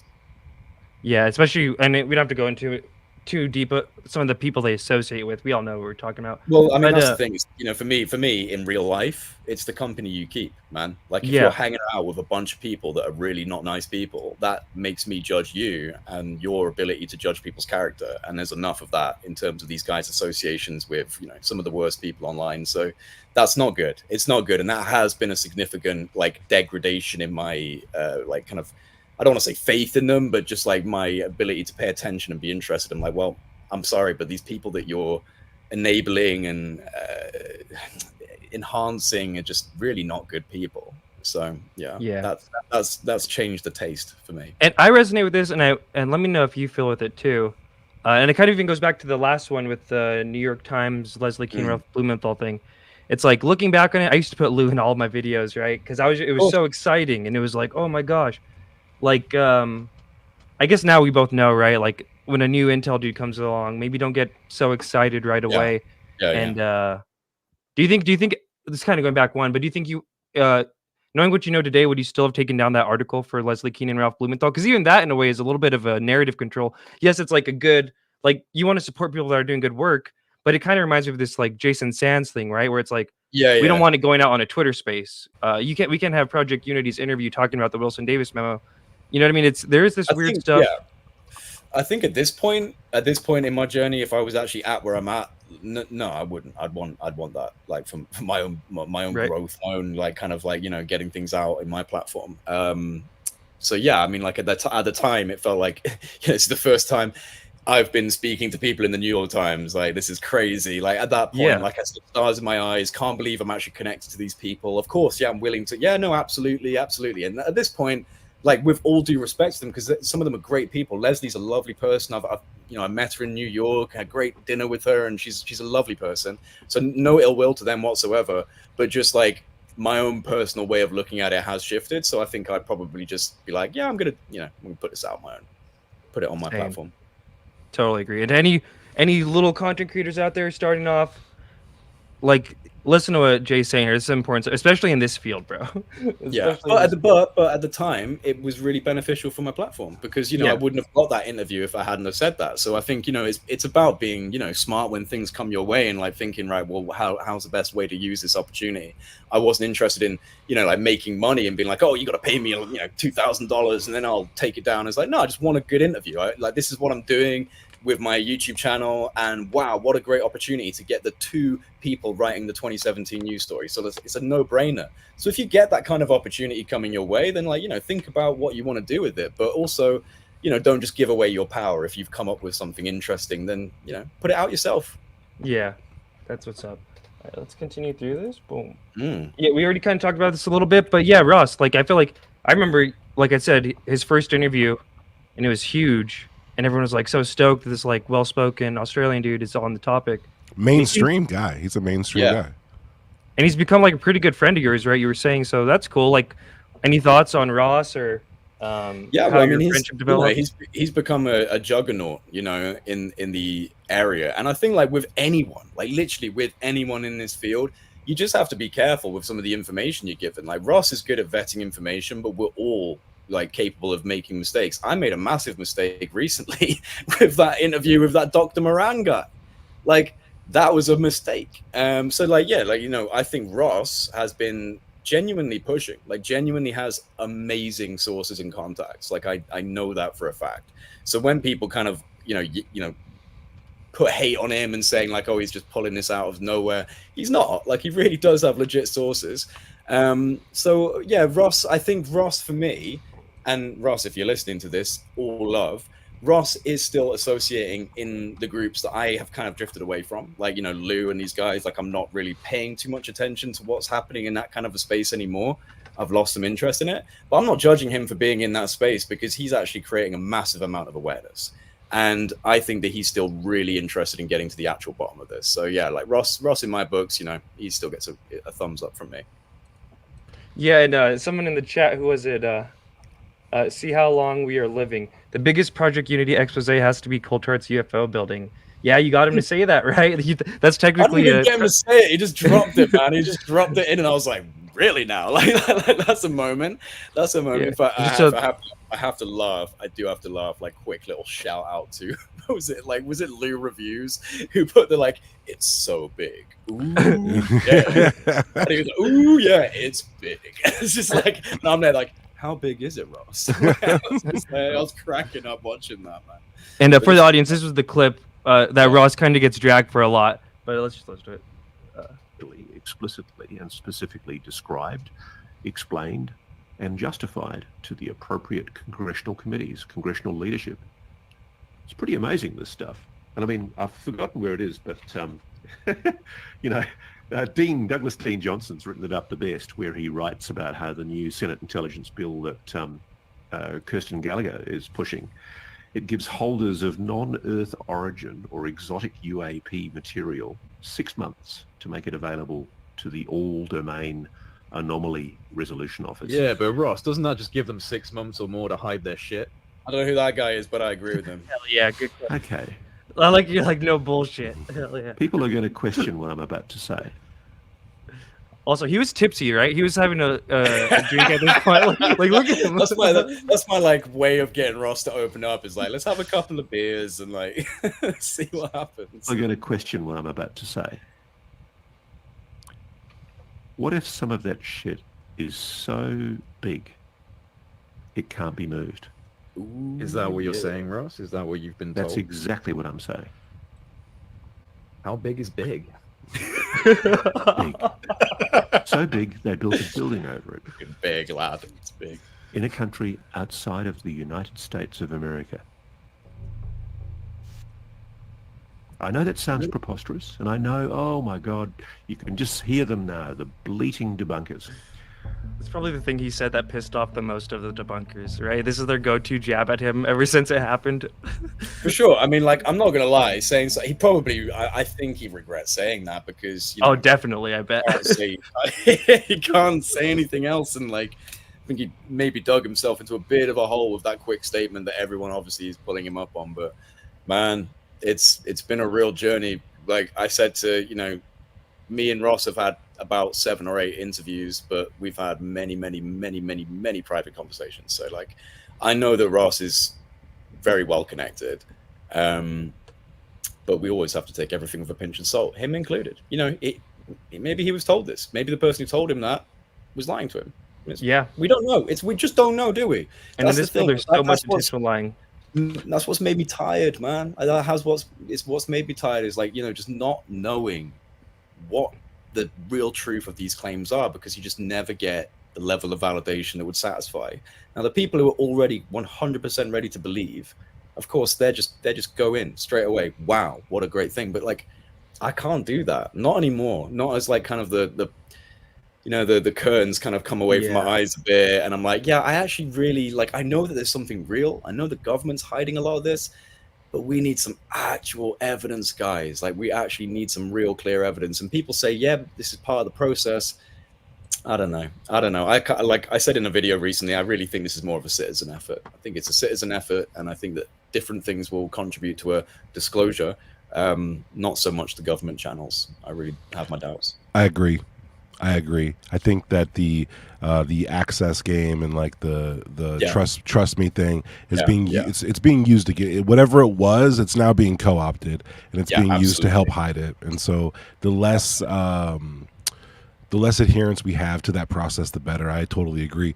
After talking to like hundreds of people and experiencers in spaces over the last couple years, I definitely had way more. I was learning way more from just citizen researchers, independent, experiencers than I ever did from people just dropping little hints here and there. So I agree with you, man, 100%. There's a market for that. There will always be a market for that, but it's not my market. Mm-hmm. It's too real. It's too real to bounce around. I think for people who haven't seen it or really don't get it, perhaps, like you said, you need someone from a higher position or perceived higher position to allow you to think about it, right? But like once it clicks, you might be able to venture out on your own, and I actually encourage that for people. Absolutely. To go check it out. Absolutely, brother. Mm-hmm. Go for a walk out there. Bledsoe. Boom. Your early Bledsoe interview too, right? I think Nolan had like the first one, you had the second one. What are your thoughts? It was one of the earlier ones. Yeah. What are your thoughts on him now? And one thing that really stuck out to me is when I saw him on Fox News a few months back, because Ryan Bledsoe for years, me and Tupa have talked to him, like not consistently, but in that Discord. Same with me and John Majerowski and John Luke. Yeah. And he was saying that like his family was one of the families chosen to be like an experiencer family for disclosure. And it's one thing when he's like getting all the UFO community interviews, but when you see him on like Fox News and on bigger platforms, it's like, oh, they're really pushing this guy as like forefront experiencer. So what do you think of him as an experiencer, and then him as like the figure he represents within the disclosure movement to all these like counter intel dudes? Yeah, I mean it. Oh God, I mean it talks to like the prophecy, like the nature of prophecy within the subject, which is rife, and obviously like the theosophical correlations and connotations. You should definitely get my friend Jean Luc on. He has a pretty interesting. You really should. He's an occult.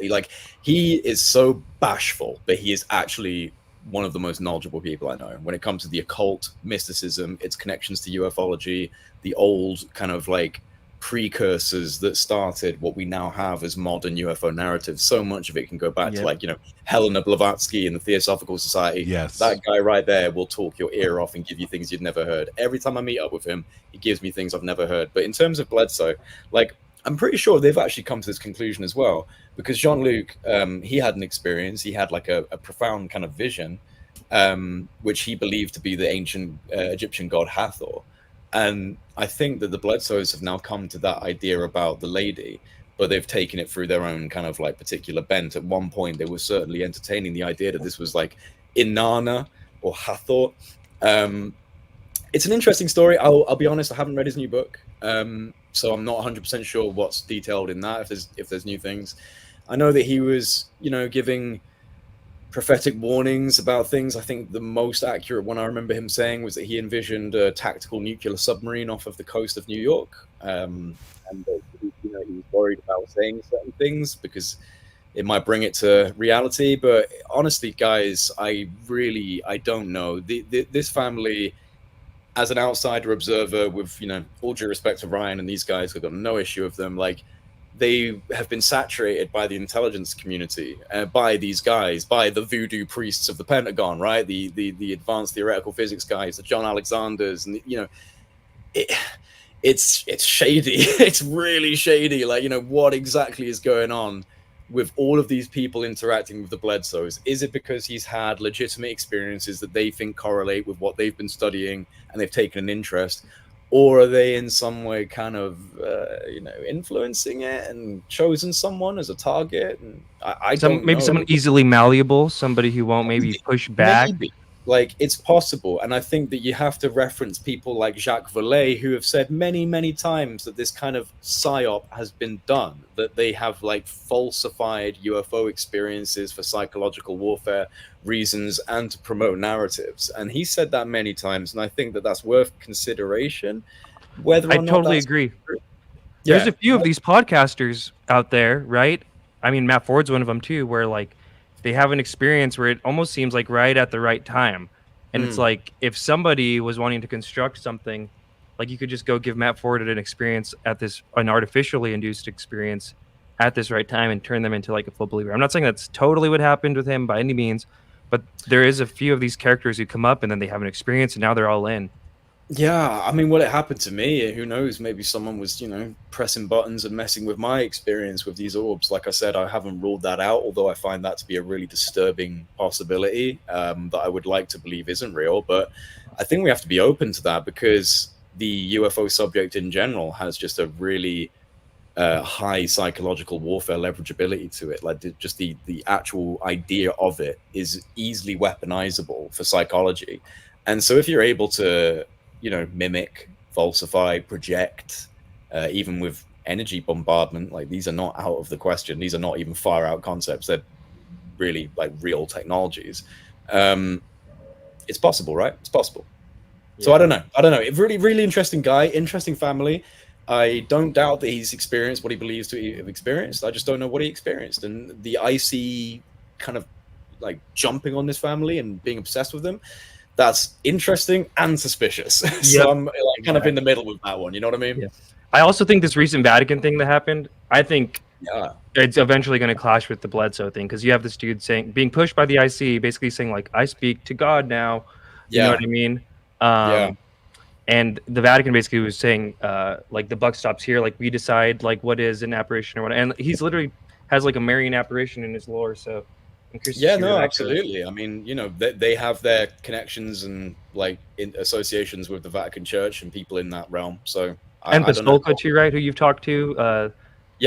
Yeah. So that's interesting. Okay. John Ramirez, you were the first John Ramirez interview, right? I was. So how did this happen? What do you think of it? Looking back at it, there was a mutual friend of his that was in my Discord who has been like a long time Patreon, and he knew him through like these kind of online scientific presentation forums where he'd like started knowing John, and at a certain point he was like, this guy would be really good for you. I've spoken to him, and he's interested and he'd like to talk to you, and that's how I got connected to John. I've met him in real life as well. Went to Arizona and met him. Really nice guy. Met him he was at Contact in the Desert as well, so that was cool to see him. And this interview, really good.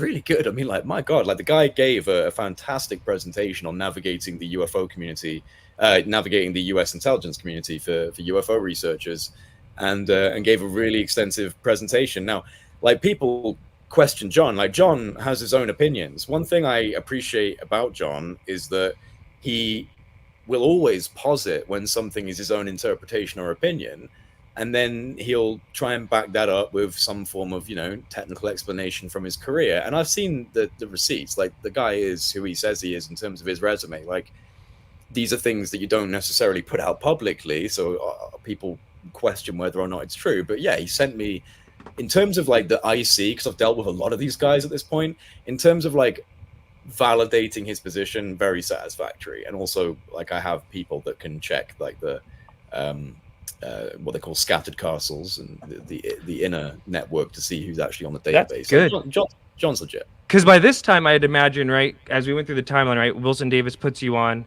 After you do the Ross interview and the Lue interview, I'm sure you're just getting bombarded nonstop by like different sources.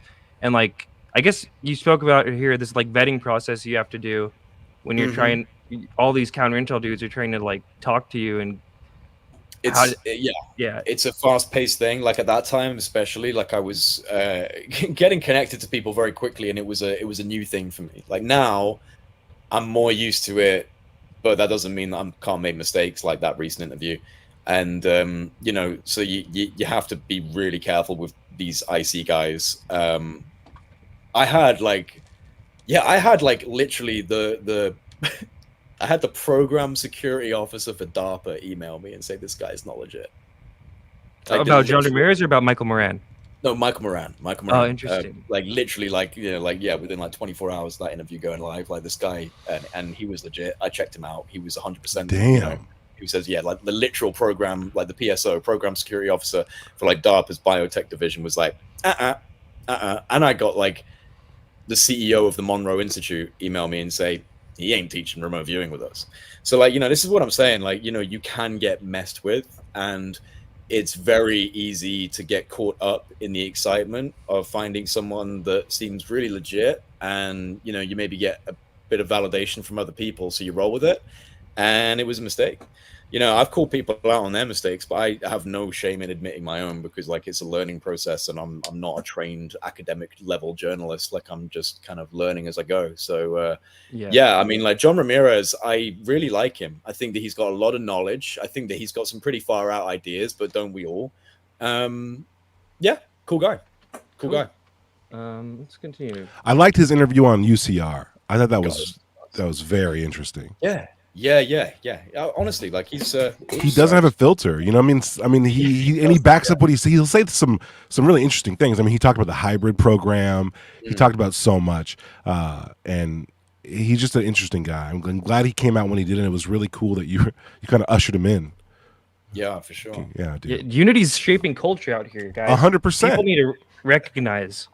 Also, I don't know if you heard what John Ramirez has said about our favorite serial harasser back channel. Pretty wild.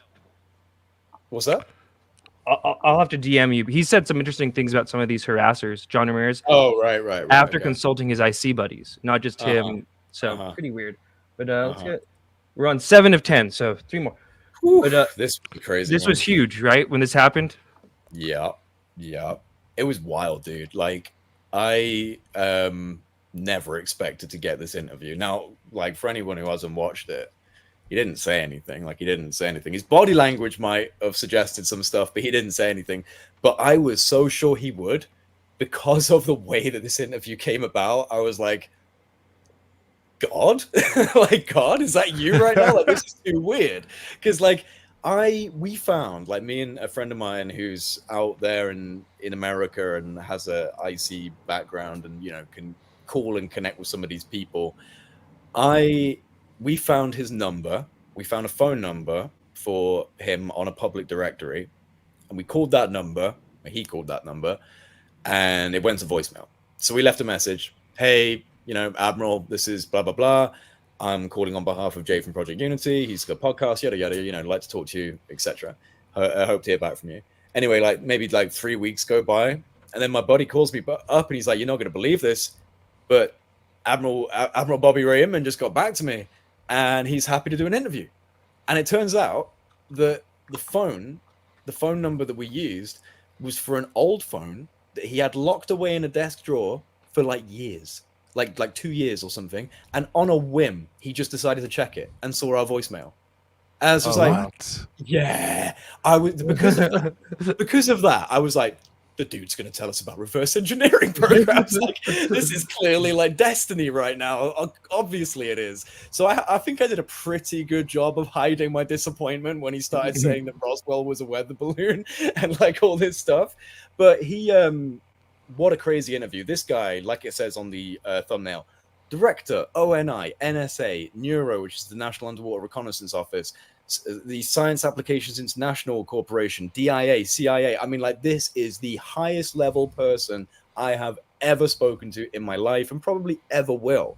He didn't give us any critical information, but his body language was very interesting because I knew I had to be like kind of strategic with this interview. Right. And so I wanted to kind of talk to him about his career and, you know, get him eased into the conversation, because he has an amazing career. So it was genuinely interesting to hear and reflecting back on all of that stuff.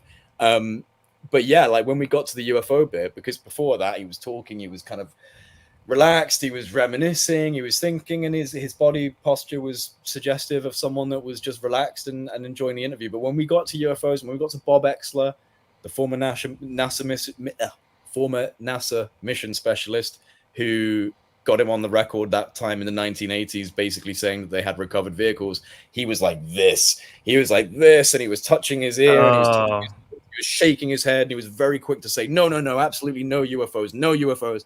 And it's just like, you know, that transition in body language, I'm not a specialist. I did send it to some body language specialists, and they never got back to me, which is a real shame, because I thought that would be a really good example for some of these like YouTube channels to dig into that specialize in body language, because it was such an abrupt transition. But even as just like a layman, it's like, yeah, like there's definitely some kind of like defensivity coming in here. So interesting talk, fascinating guy, incredibly scary because he's like such a high level spook. Did give us anything other than a kind of a bit of a body language hint that he knows more. The fact that he took the interview, I think, says something too, right? Yeah, like, I mean, maybe the Admiral will listen to this. There's a likelihood he could. So I do apologize if you felt like I'd misled you. We have talked about this in emails afterwards, but I didn't mislead him, but I maybe didn't make it obvious that I was really knowledgeable on UFOs, and like that was my main interest. I was kind of like, I provided a list of things that we were going to talk about prior to the interview because he requested that. So it was like, national security, geopolitics, everything that's going on. Oh, and the government UAP conversations. Really small at the bottom. yeah. Basically, like, oh, no, maybe the Tic Tacs. Like, like I was actually, tell me about Bob Exler. He's like, oh shit, like, this isn't good. Like, yeah, no. To be fair, I think that he was cool with it afterwards. He was a little bit upset afterwards, but we smoothed that out, and I think he took it on the chin quite well. Oh, really? So he felt like you did a gotcha on him. A little bit, yeah, a little bit. He did respond afterwards, kind of saying, "I feel like you misrepresented your intentions, like with this interview." And we talked. Yeah, that's calmed down. Like that's all good now. I'm pretty sure we're okay. But yeah, like. I can understand why he'd feel that way because I didn't show that I was knowledgeable on the subject. So when it got to the UFO bit, he probably did feel like, whoa, hang on a second. Why does he know Bob Exler? Why does he know this stuff? But I knew that I couldn't. I had to tell him I wanted to talk about it, but I didn't want him to like know that I really wanted to drill into it. You want to scare him off? Yeah. Yeah. Like I was still honest. I just wasn't as honest as I could be. Like, and his reaction to that, I think, is telling too, right? Like, yeah. Oh no, he was annoyed. He was annoyed. I think that does say something as well. Yeah. I mean, the guy knows. The guy 100% knows what the portfolio is. Whatever portfolio there is, he knows about it. Okay. 100%. Boom. That's another exclusive. I got the first one with that guy. Yeah, dude. That's why. Honestly, I'm sure you hear this all the time, right? Jay's a spook. How does Jay get all these interviews? Da da da da da. Yeah. So how did you get this interview? Because I know spooks. Yeah, right. Good answer. Yeah, no, I know. I've got a couple of friends, like Patreons, people who are connected, who have the email address for certain people, and I think they had the email address for his aide. So I just reached out to his aide, Rachel, who I've now spoken to a number of times, and we've had me and Tim Burchett, I think we've had about 5 or 6 interviews now.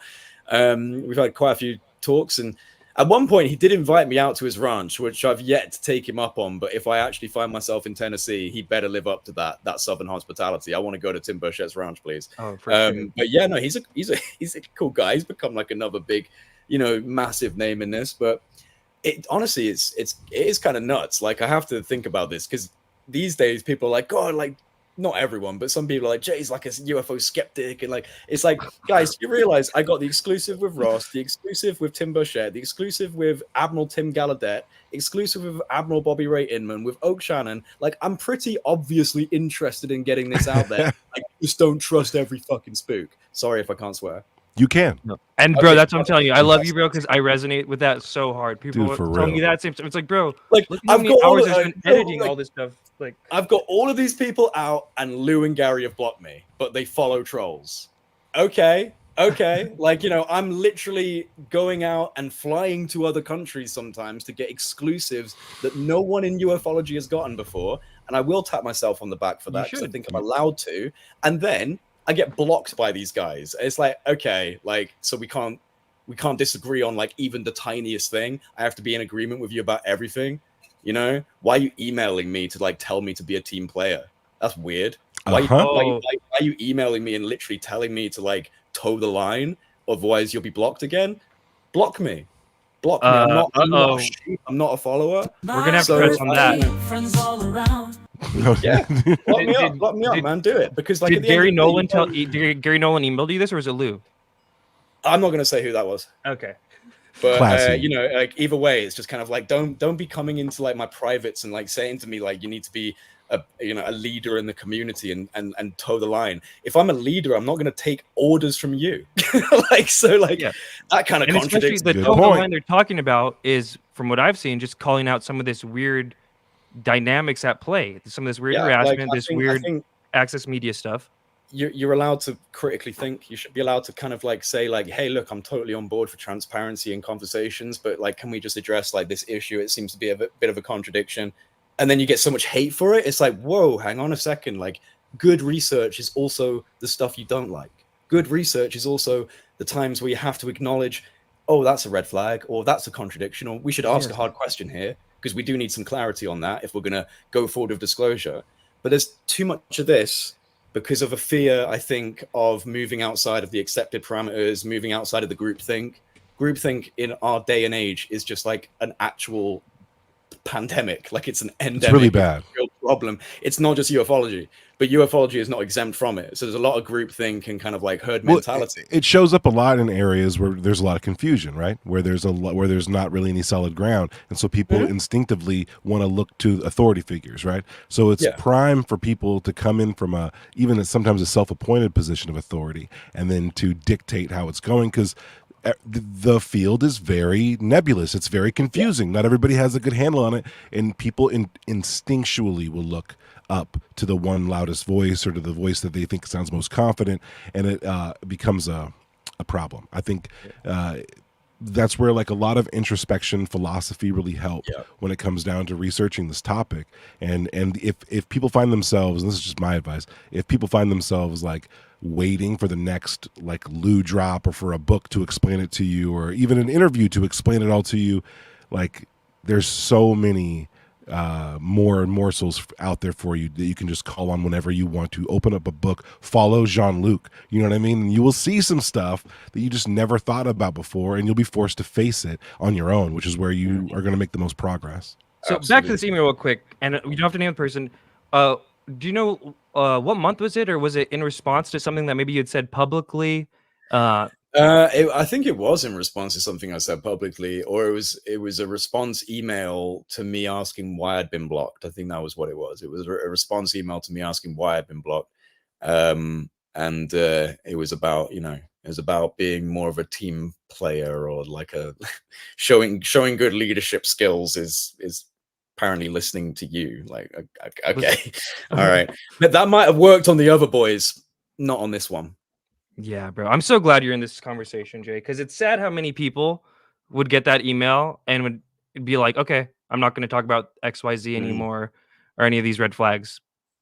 Because that's how they get all these people to do this stuff, because it's like, you want to be part of disclosure, right? You want to help the cause, right? And it's unfortunate what people allow to transpire. Dude, I'd be so happy to help the cause if the cause wasn't like, like do this or get blocked, do this or get harassed, do this or get doxxed, do this or get attacked. Like, yo, that's not okay. Like, that's actually really not okay.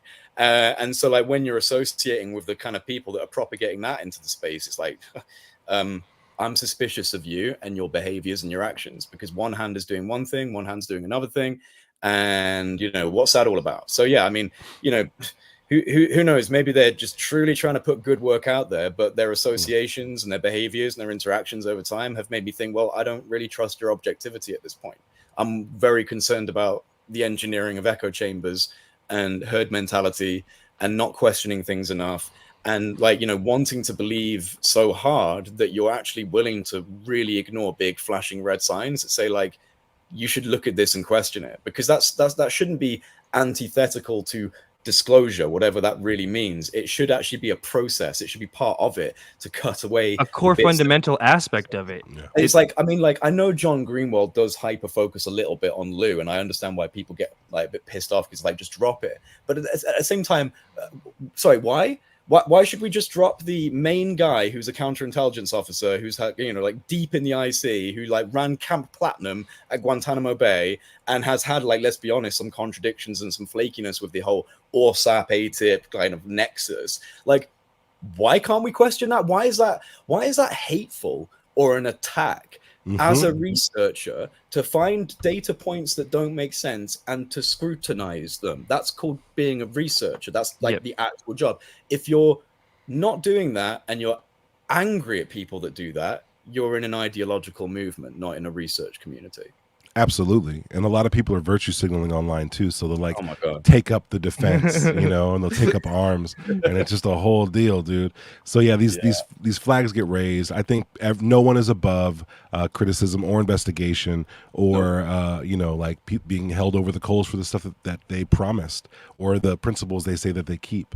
If we're supposed to believe these people about something as complex and revolutionary, right, as the UFO topic, then we should be able to believe them down the chain, and their background and their action should all check out. And if we call that into question, we shouldn't get swarmed by a group of believers who've decided that the morsels of information that they claim to have, these people claim to have, is worth the strange behavior, gang stalking. It's not worth it. I think this was said, I don't know by who, but I know the context. We can't lose our humanity in the search for UFOs. That's not a good trade-off. No, I mean, like, you know, I mean, I know it's X. So some people might be a little bit liberal with what they vote on a poll, but I still found it disturbing when I put up a poll, which was like, you know, I can't remember the exact thing, but it was like, press a yellow button and you get UFO disclosure, but the baby on the train track dies. Press the red button and you might get UFO disclosure later, but you get to save the baby. And most people killed that baby, man. Most people, it was like 70% of people out of like, you know, a couple of thousand votes where it was like, yeah, man, dead that baby off. Like that baby done. And it was like, whoa, hang on a minute. Like you could still save the child and have disclosure later, but you went for that instant gratification and the sacrifice of an innocent life. Now I know, again, that is just a poll and you do get, you know, arseholes that are just like whatever, but I found that metric quite disturbing. But it also is indicative of what we're seeing happen with this kind of echo chamber mentality and this kind of like, if you're not on board with it, you're an enemy, I'm going to attack you kind of mentality. Enemy really of disclosure. Yeah, it's really dangerous. Also, someone did comment below and I wanted to say, I would never smash my guitars. I'm not a guitar smashing person. I'm a guitar playing person. So no, I would never smash my guitar. It's not a new age. Not yet. It's not a golden era. Not quite yet. Okay, two more big ones. That was great, Jay. That was beautiful. We're probably this might be one of our first clips we do from our own show on the feed, because those were some major bars. Also, some people in the chat are like, "It's drama." It's so dumb if you're like, "It's drama." It's like we're talking about counter intel dudes doing counter intel moves. I mean, on civilian researchers. That's going back to the 50s. Like, it is dramatic, but it's not just drama. Like it's probably worth discussing. And the people saying it are in the community. It's not just happening. It's happening to people you know. Why turn a blind eye to in the UFO community that's built on like conspiracy and like don't trust government intel dudes and don't trust the government until this one point. Bruce Fenton actually brought that up. Bruce Fenton's great. I've had him on a friend of the show. That was with alien scientists. That episode is really cool. Yeah, that's the one I'm talking about, where he was like, you know, for so many years it was about a real mistrust of what the government's been doing for decades, and now it's like these are the chosen heroes, and if you don't believe in the governmental process, you're now anti-ufology, anti-disclosure. And it's like what a polar axis shift that is over the last few years, which again is indicative of the wider culture of like one group now being very pro institution and very pro this, and another group being like, you know, more about freedom and lack of censorship. And it's the same thing in the UFO community now. It's like, no, you have to trust these conduits in government. They're the only way that this is going to happen. It's like, dude, the government's proven time and time again. I mean, God knows why Tim Burchett's in the government. He's always yelling about it. He's just like, you know, glad he's there. It's a big cover up, and he just doesn't trust anything, and it's quite funny. But you know, there's a couple of good people in the government. Of course, it's not all like some big enemy, but like the actual structure and the labyrinth of the USAP WUSAP world, like this is not going to give us the answers people are hungry for. No. Okay, well, this one I think will be a little bit more upbeat, but that was beautiful. I'm with all that. You develop a friendship with this guy, right? Duncan Trussell. How did this happen? What's it like being friends with him? I mean, like, I wouldn't go as far as to say, like, we're friends. I'd love to call him a friend. I've been on his podcast and he's been on mine twice. So, like, you know, we're friendly and we get on really well. And that's awesome because I'm such a huge Duncan Trussell fan. I actually can't remember how we got connected. I think it was literally that I found out he was following me, and if you're following me, your DMs are open, so I was able to message him, and I think that's what it was. It was just like, dude, I'm a massive fan of Midnight Gospel and your stand-up and, you know, all your talks with Joe, And I think that was all it was. Yeah, I have to pinch myself because I am followed by Duncan Trussell and Joe Rogan, and I'm just like, whoa. Like, I find that really quite strange and a bit of an honor and a privilege, to be honest. But Joe Rogan responded to my DMs. Awesome. I'm not trying to blow up Joe Rogan's DMs. I think I messaged him twice and he never responded. So I was like, oh, okay, I'll just so maybe one day, Joe. But yeah, no, Duncan is an awesome guy. He's hilarious. He's a great mind. He's got a shamanistic spiritual intuition. He's also very smart and, you know, pays attention to the world and just makes you laugh, man. Like I was just cracking up throughout that talk. Same as on his podcast. Yeah, not much to say other than got a lot of love for the guy. It's cool. I love seeing just this the ways that this subject breaches more and more into the mainstream, right? For Through sure. people like Duncan Trussell. There's someone else recently I was like, oh, this is interesting. Demi Lovato even, right? Yeah. It's interesting. And that's the thing, right? People will scoff at Demi Lovato, but it's like no one owns UFOs, guys. Exactly. None of us do. Not Lue, not anyone on this stage. You know what I mean? So everyone is going to have an opinion on this. Everyone is going to be affected by this. Like, you can't really gatekeep something like this. No, for sure. Okay, and then this last one. This was the one you did yesterday. This was sick. This is big. How did you get this? This was huge, bro. This is like this was one of the more historical moments, I feel like, on your channel because it's like a non-UFO thing. Yeah, How did this like happen? A non-UFO thing. Like I've been wanting to. I'm sure people can assume based on this conversation and some of the things I've said. Like I've wanted to kind of expand my interest. I'm not just a UFO guy. I was never really a UFO guy. I just happened to see things that were flying in the sky and they're unknown. So they're by definition UFOs. And here I am. So like, you know, I kind of ran into it, but that's not my only interest. And I love talking to people about all sorts of different topics.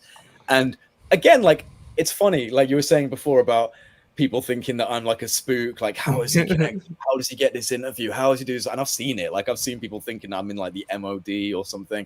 Like never underestimate an email. Like literally, like just send an email if they've got an email address. This guy just happened to have his DMs open. Any of you could have messaged him. Like his DMs were just open. So I just went on Twitter, messaged him, and he got back to me. Simple as. Like he literally was just like, yeah, dude, that's cool. I'm down for that. And I was like, oh my God, like, okay, awesome. So that's like it. There's no big story to it. I don't know Elon Musk, wish I did, but it's literally just a case of messaging someone and they said, yeah. And we had a great talk. This guy's, I mean, like you said, it's history in the making. Got a pretty low reception from my audience, but I think that's because a lot of people are worried about like the kind of transhumanism element and the dystopian element to these things, which I can understand, but I think you should really just like, you know, listen to this guy's story and, you know, he's a brave young man. His incident happened like 10 years ago, and he doesn't look that old. I didn't actually ask him how old he is, but I have to assume that he was probably in his, you know, early 20s when he broke his spinal cord. And he's a quadriplegic. You know, he's got no use of his limbs. This has given him the ability to do things that, you know, his autonomy has been returned to him to a pretty significant degree. So I think that it's worth appreciation, worth listening to his story and hearing what he has to say. And he's an example of a pretty incredible future, whether it's good or bad, coming down the line. This guy has a computer in his brain that controls his, you know, ability to interface through the mind. I mean, that's just incredible. Yeah, and for the chat, and then watching, this is Noland Arbaugh, the first Nueralink recipient. And yeah, dude, your interview was really, really interesting, and good on him for having a positive outlook and attitude. Oh my God. It was sad when he was like, I have so much time with my thoughts because like I don't want to bother anyone. So like even if I needed something like 5 minutes later, it's like I'll just wait like a few hours. Well, you would, wouldn't you? Like you would feel guilty if you were like, you know, Mom, can I have this? Then like 2 minutes later, you needed something else. You don't really want to call Mom again. Like I get that. Like that's that, you know. But he's like incredibly brave, and like amazingly positive outlook, and also just an example of the future. Hell yeah. No, it was a very good interview too, and it's super important.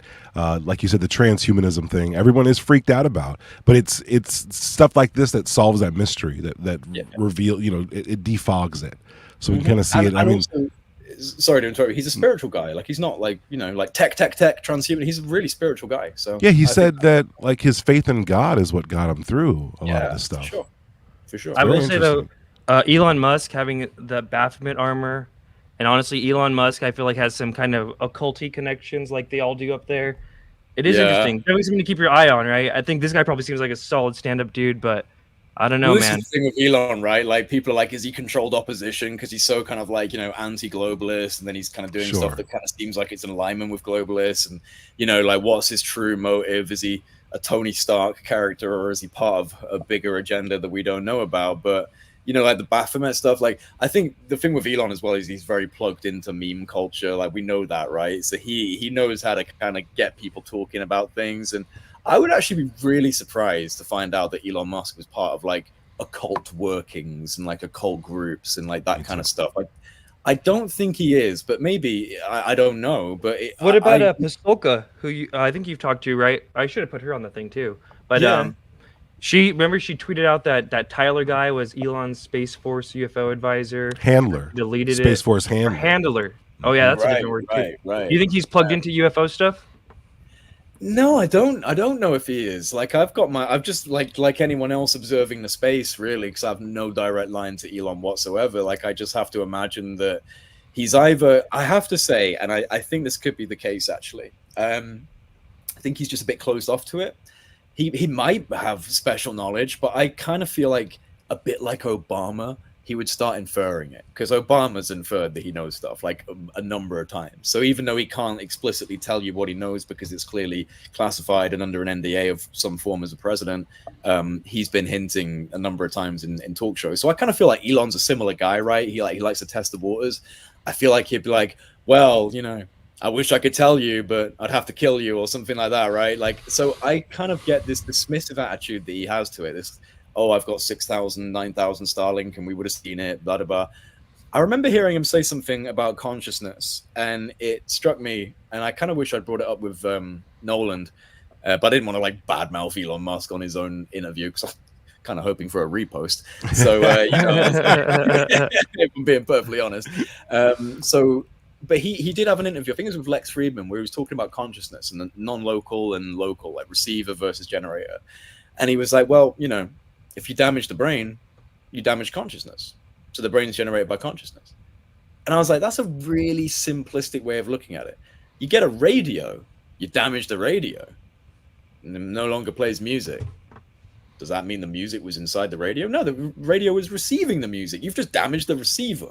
So that whole concept of like, you know, you damage the brain, you damage consciousness, therefore it's generated. It's like that doesn't actually make sense. It doesn't actually contradict the non-local receiver models, which made me go, you know, he's not as smart as he might think he is on certain things. On other things, he's brilliant. But the consciousness question, that was clearly something that's not his forte. Aliens and UFOs, I think it's not his forte. And he dismisses it. I think he just dismisses it. Yeah, totally agree. Question from our lovely mod, Heather Broody. She says, after having this interview, if Neuralink goes public, would you consider getting the implant, Jay? Hell no. No. Good answer. No. I will get carbon fiber tendons and limbs so I can run up walls. I'll do all that kind of stuff. You know, I'll get the augmentations that make my physical body a little bit faster and quicker when I'm getting older. But you leave my neocortex alone, man. Yes. Stay away from that spinal cord. I don't want that. I mean, like, the thing is, like, for someone like this, again, he's a quadriplegic. His life is drastically different. You know, we can't relate to that unless you are a quadriplegic who happens to be listening to this. Like, we can't relate. So it's not like, you know, oh, like, line up and get your Neuralink. It's like, no, this is for paralysis, for, you know, quadriplegics, for disabilities, for Alzheimer's, for dementia. You know, like, I've got people in my family who are suffering from things like this. And if there could be a way for something to be in the brain that can stop the, you know, degeneration of the hippocampus and things like this, it's like, that to me is a revolution in medical science, in biomedicine and biotechnology. So, you know, it's got scary connotations for like a worldwide rollout, and I'd be so against that. I'd be first in line to, like, you know, be fighting against the mandatory integrated chip, anything mandatory. I didn't take the last mandatory thing, so you know, I'm telling you now that it's not in my blood to do that. So yeah, like, I'd get upgrades that make me better, faster, stronger, but you can leave my consciousness alone, you know. But respect for him for doing it, for being brave enough to be the Mark 1, for being brave enough to be patient 0 on a Neuralink. That's no small feat, and because it's, you know, changed his life for the better. So good for him. Jay, where do you see it going? Do you think that they'll ever, two questions for you. Do you think that there'll ever be a technology that you just wear that reads the electromagnetic pulses and sends them back in as opposed to the chip? Will the first Neuralink patient be like not a prototype for it, but a chance for us to learn more about the brain? And what are your thoughts on voice to skull technology? I'm guessing John probably talked about that because he's all about his voice to skull technology. We had a little chat. He actually went all in. Yeah. He went all in yesterday on our show. Of course he did. Yeah. Saying Elizondo's voice and everything publicly. Yeah. Oh, I love John so much, honestly. You have no idea how much I love that guy and John Luke. Those guys like my boys. So, yeah, sorry. What do I think about... Oh, sorry, Tupa. What was it? No, we'll go backwards. Voice to skull tech. Have you thought about that at all? And yeah, does that... I mean, like, that's something that's been studied, and it's completely reasonable to imagine that that's possible in quite advanced ways these days. So yeah, I mean, I don't know enough about it. It's not something that I've dived into in a research way. I think most of my information's probably come from people like John, but the receipts are there for the R&D and the studies over time, and it's a bit like things like, the heart attack gun that the CIA created, or some of these things that can penetrate through walls and hear your voice. This is the 50s and 60s and 70s, guys. So, like, it's 2024. What do you think they got? Like, they've obviously got really advanced stuff. So, yeah, voice to skull scares me. Like, that does scare me. The idea that you could just have, like, basically create schizophrenia in someone by just bombarding them with noise. Yeah, not much to say other than I believe it's real. In fact, it's just, like, logical that it's real, and it's...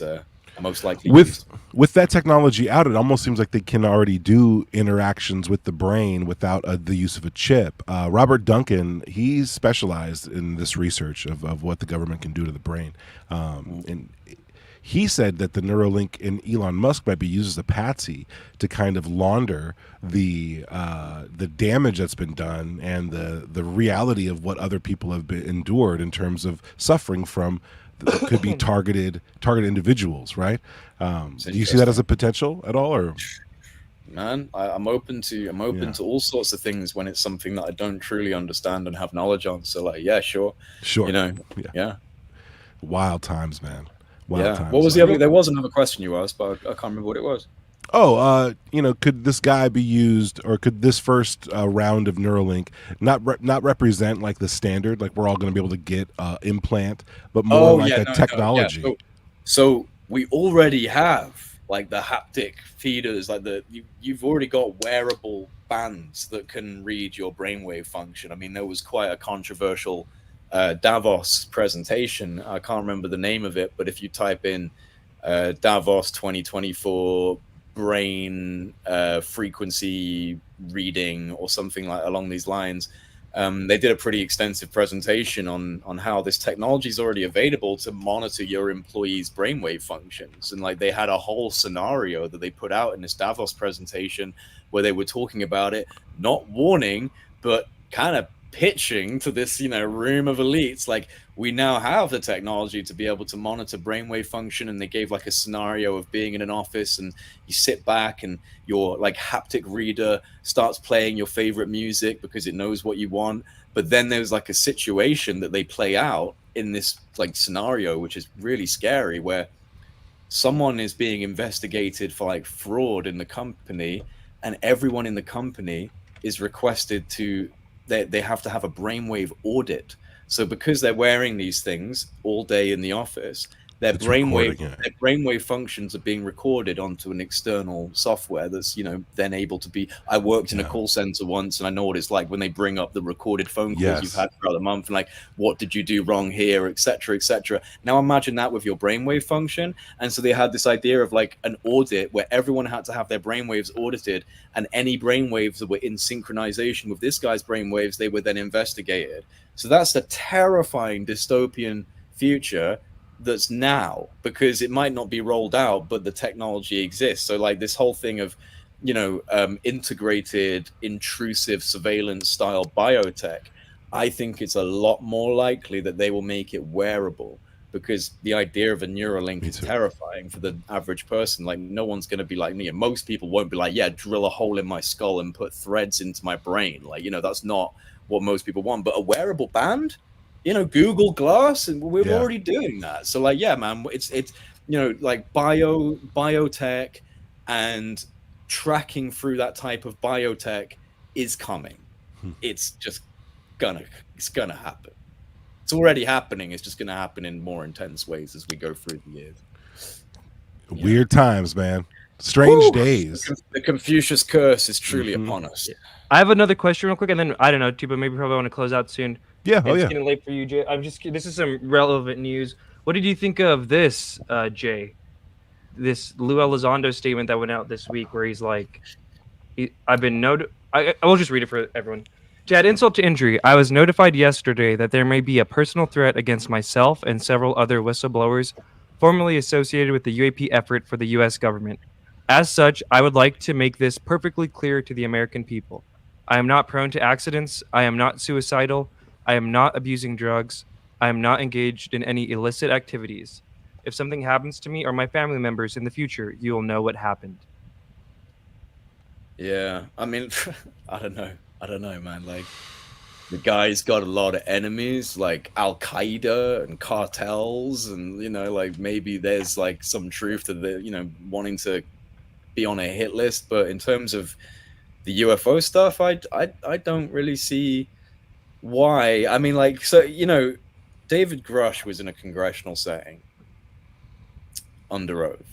But Lue's never been in a congressional setting under oath, and I kind of feel like if he was the one, if he's the one with the life-threatening information, like, why I don't know, why has he not blown a whistle? Why has he not, been in a congressional setting and talking about what his exposure was over the years? And he's been on Matt Ford's show though. Well, yeah, I mean that's right. The that's the congressional hearing. That's the new conduit. I don't know. Maybe it's because I don't know why it seems to be that. They want pretty complacent hosts who aren't going to challenge them too much. I mean, like I've never put myself out there as a Lue hater. I'm suspicious of counterintelligence officers because their remit is to counterintelligence. Duh. Like, come on, use your brain. So, that kind of is a bit of a red flag from the get-go. I mean, like, for so many years, people have said that Richard Doty is basically persona non grata because of that. But Lue gets a pass for some reason.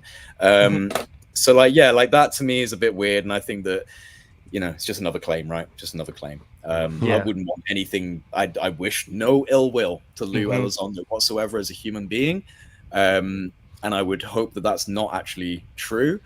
But yeah, it's a statement. It's a statement that's been made, and it's just like any other statement that keeps getting made over the years. And I just think that, it's got to a point now where you need to actually deliver on some of this information. I mean, my goodness, if it's so life-threatening, let's get it out there, right? Let's get it public. Let's get people understanding that you've said it, and that way you're more protected.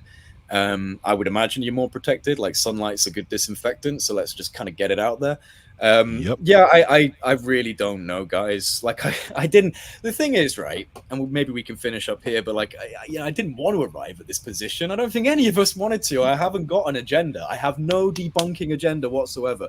I got Mick West on recently to try and convince him in some way, in some desperate way, like maybe I can get him just a little bit more onto our side, because I am still part of that whole let's talk about this, let's recognize that it's real. But I'm sorry, there have been suspicious, weird activity from people who have had government careers in subverting truth.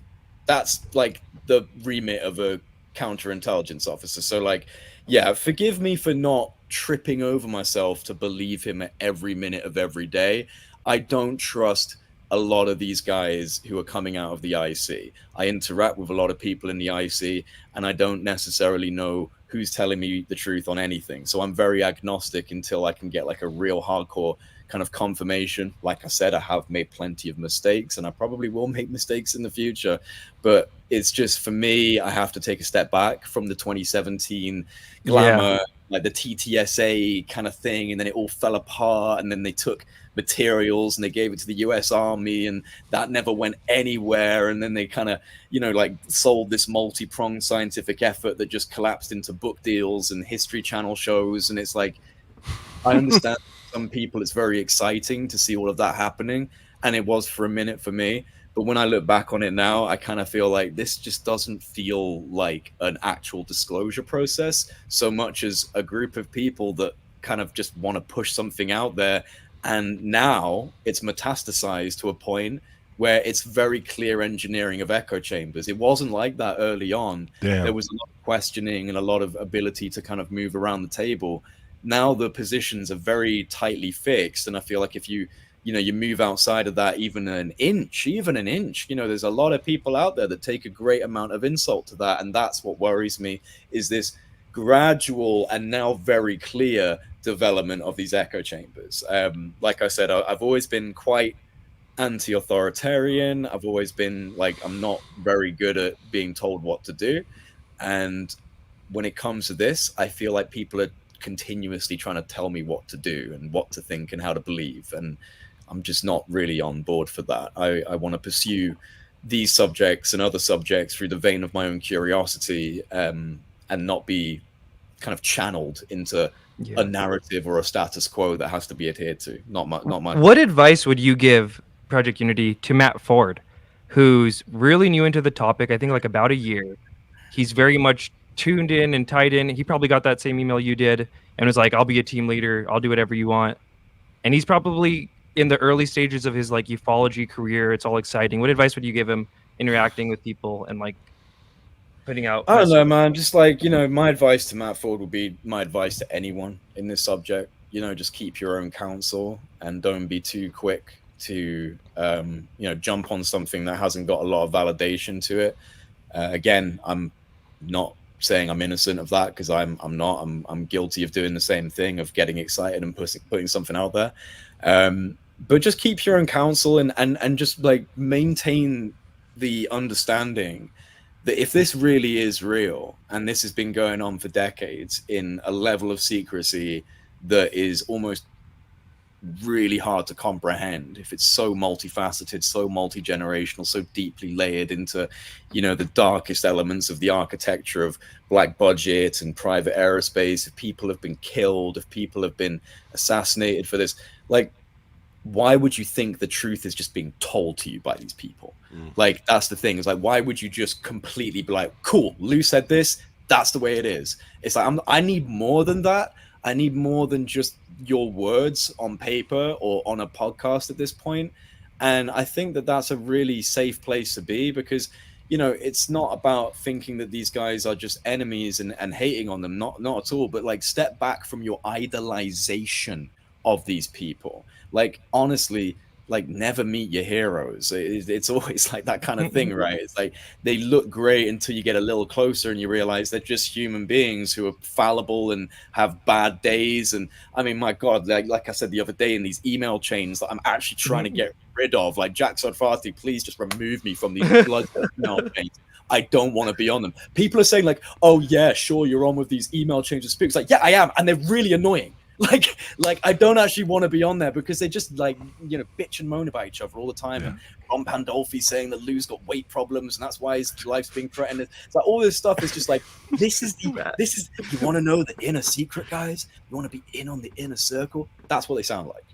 That's what they sound like. Yeah. Bitching and moaning and yelling, I'm right, you're right, I'm wrong, you're wrong, you're a disinformation agent, they're full of shit. And it's like, this is the structure, this is the disclosure thing, like, these people. And so when you get a closer look into the window of it, you start realizing that it's actually just a bunch of people that have different ideas, a bit like the UFO community itself. They just happen to be in the IC. Some of them are pushing like one type of narrative, some are pushing others. Like, Ron Pandolfi disagrees with Lue and Lue disagrees with Pandolfi. And, it's just big old clusterfuck. Seems like it. And we've seen some screenshots and little windows into that email chain. It was wild, and I did not expect it. I mean, it is the comments and the threads. Right, I log into my email. I swear to God, I go on Proton Mail like almost every day, and it's just like 20 emails, like every fucking day, of just like different threads of these guys. To be fair, and like I say, like, oh, kick me off. I'll probably be annoyed if they do. But at the same time, I've saved a lot of the emails. He CCs in some of the craziest people, like .mil, .gov, .navy. I'm like looking at the directory, like, oh my god, that's a good guest, right? That's a good guest right there. I email that person. I actually messaged Ron Pandolfi, like, hey, you want to come on Project Unity? You're like the boogeyman of ufology. Let's get you on. That would be sick. You're gonna like eat their children at night. Let's find out. Yeah. And he never got back to me. So, and he probably won't now that I've publicly outed his comments about Lue. But at this point, I'm kind of beyond caring. Like an earlier point in like doing this, I probably would have been like, oh my god, like I'm on this chain. Now I'm like, dude, these guys are like just insulting each other with ad hominem attacks. Like they're not as mature as you think. They're not even as smart as you think. And this is what they look like, you know, behind closed doors. So yeah, I mean, it humanizes them. Yeah, it's crazy. I mean, Jay, that's what you've been doing, not only with your show, your focus, but with the guests you get on, the kinds of questions you ask. You've really like opened up a lot of doors and windows for just people who are into the research in the background. I mean, you've broken a lot of stories by having these first guests on. And I just got to say thanks, man. Like it's been a crazy couple years, and you've been there the whole time putting this content out, and I've even clipped it. You know what I mean? And been able to make other things and come to terms with certain ideas and concepts through it. So, I mean, big inspiration, bro. I appreciate it, man, and I appreciate you guys. You know that. Like I talk to you guys a lot, and I appreciate what you're doing in the space. And I know you get a lot of hate, but you get a lot of hate from the people that I don't really give a fuck about. So, in my opinion, it's like, you know, good on you. Just keep. It's good to be hated by them. Yeah, it is. Yeah. It is. It's like, you know, in all honesty, it's an old adage, but I think it's true. Like you're doing something right when these people are really getting irksome about what you're saying, and you know, like trying to come at you. So no, I appreciate what you guys are doing, and like I said, I'm fascinated by this topic. I'm a legitimate experiencer. I really have seen something. Wouldn't say that I know what it is, but it is beyond our ability to currently comprehend, and that fascinates me. You know, it opens up so many corridors, especially because there was that consciousness connection. It speaks to a fundamental principle and a fundamental mechanic in nature that we're connected to intrinsically, and that to me is way more important than kind of like, you know, spooks and counter intel and, you know, congressional hearings, because that may get people in the public a little bit more interested, but not educated. It's not going to educate them. It'll just maybe interest them, but the real information, the core secrets, I think that's stuff that we're going to find out through consciousness development, through technology evolving, through think tanks getting established, through citizens getting more awake, and other things that are happening. I'm not going to even use that word because I can't remember it. At 11 o'clock at night, I'm a bit tired. I've been in the sun all day. I've been in the sun all day.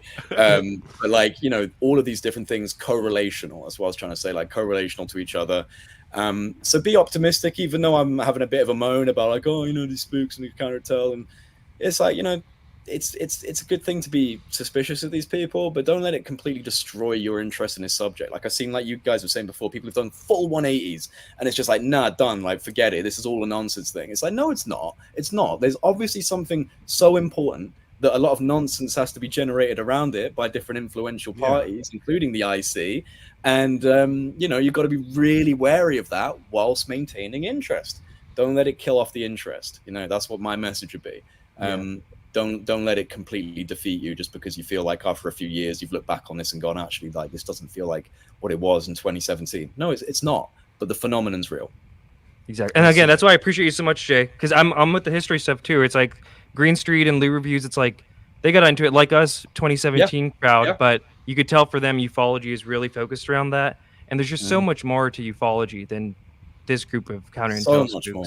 Yeah, it goes a lot further than just UFOX. And I think I even need to remind myself of that at times, you know what I mean? It goes into human origins, ideas, muses, you know what I mean? History, future. Like just everything, man. Yes. We're definitely on the cusp of something big, man. And it's cool to be here in this moment. Yeah, you're saying it's going to be a big year, Tupa. Oh, it's going to be a big year. No, we're on the cusp of something big. You know what I mean? And I feel like it's a change. Dude, we got to get you and Jean-Luc and John Majorowski on the same episode sometime, because we got to dive into this Helena Blavatsky stuff and like how, sure. Like you know what I mean? Like Jean-Luc's the guy for that. I want to go with Jean-Luc deep dive on Scientology, and there's a few ex-Scientologist YouTubers. I want one of them on, and he'll talk your ear off. Honestly, he's one of the most interesting guys. And like another quick like synchronicity is like I met him on Twitter, like through the Jean-Luc handle and everything, chatting to him and talking to him, and then like about a year into like talking online, find out he's like 3 miles down the road. No like, way. Yeah, like we. That's how hang out close you miles? got. Dang. Wow. Yeah, literally just a Wow. few miles down there. Like, he comes and hangs out with me all the time. So it's like such a cool thing. And you know, every time I meet up with that dude, he's like, "Hey, did you know this thing about like L. Ron Hubbard?" And I'm like, no. So you need to get him on. He's great. Definitely. Hell Definitely. yeah. Well, all right then. Thank you, Jay, bro. This is awesome. I'll see you My pleasure. contact in the desert, dude. Yeah. Dude, but I'll this see is you in fun, Cali. right? It's not even that far away now, man. Like 10 days, and we'll be I'll be Yeah. flying off. It's creeping up, guys. My camera just overheated. Great timing. Great timing. But yeah, Jay, this has been an amazing show. Good shit. I cannot wait to chat until next time, dude. Like it's gonna be a live one. Yeah, if we see it, contact it. If I make it down there, I'm definitely gonna be in the mix. I know Red's going. It's gonna be awesome. UFO intros in the chat is going there. A bunch of people are going. Yeah, So- I'm nervous, man. I'm like an hour and a half is no joke on stage, but I'm gonna try my best. Oh yeah, dude. You got this. I can talk for quite a while, so we'll see, man. We'll see how It's like it goes. stand up or something. Like you got to really read the room and like play the Oh my room like God, the right? Well, instrument. real quick before we like sign off, like they give you like a list of things that you might want, like in terms of like do you want a chair, do you want a podium, do you want this, and like Green M&Ms. And I went for a bar stool. I've gone for the Dave Chappelle kind of like. Sit Oh, on the really? bar stool, Okay. Talk to people with their Dude. headset, microphone. So like I was like maybe I'll crack a couple of jokes. See how it goes. Just light up a cigarette the whole time. Yeah, like Like you own the place. Right, let me tell you about TTSA. Yeah. Like, Yes. Nice. It's been a long couple of years. No, guys, it's been great, and it'd be great to see both of you. Red, looking forward to seeing you in Cali. Tupa, would be awesome to see you, and if not, we'll hang out at some point in the real life. Absolutely. Hell yeah, Absolutely. man. Gotta have Jay- each other's back in this field, this crazy field. Absolutely, brother. Well, Jay, thank you. Until next time, everybody, this has been Skyfire News Live. This is one of my favorite interviews so far. We got to get you back on, man. For real. Anytime. Bye, everyone. Pleasure, guys. Thank Take you. care. Peace. Peace. All right, everybody. We will see you tomorrow. Same time, Monday, 6 p.m. We'll be there with the UFO news. We got all kinds of stuff coming out. If you don't follow Skyfire on Twitter, you're missing out. If you guys haven't subscribed to the YouTube channel, you're missing out. We got content coming out of here all the time. Our music drops all the time. And as you know, we'd be clipping almost everything important to the content and to the topic. So thanks for being here. Until next time, everybody. Peace.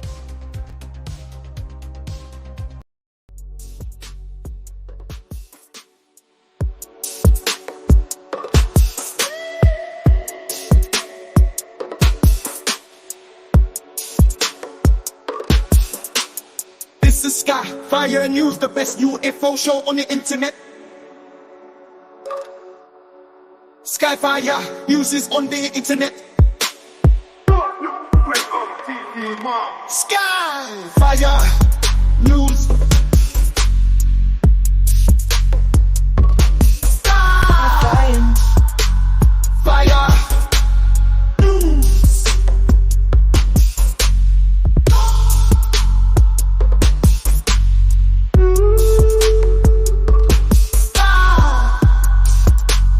Fire News.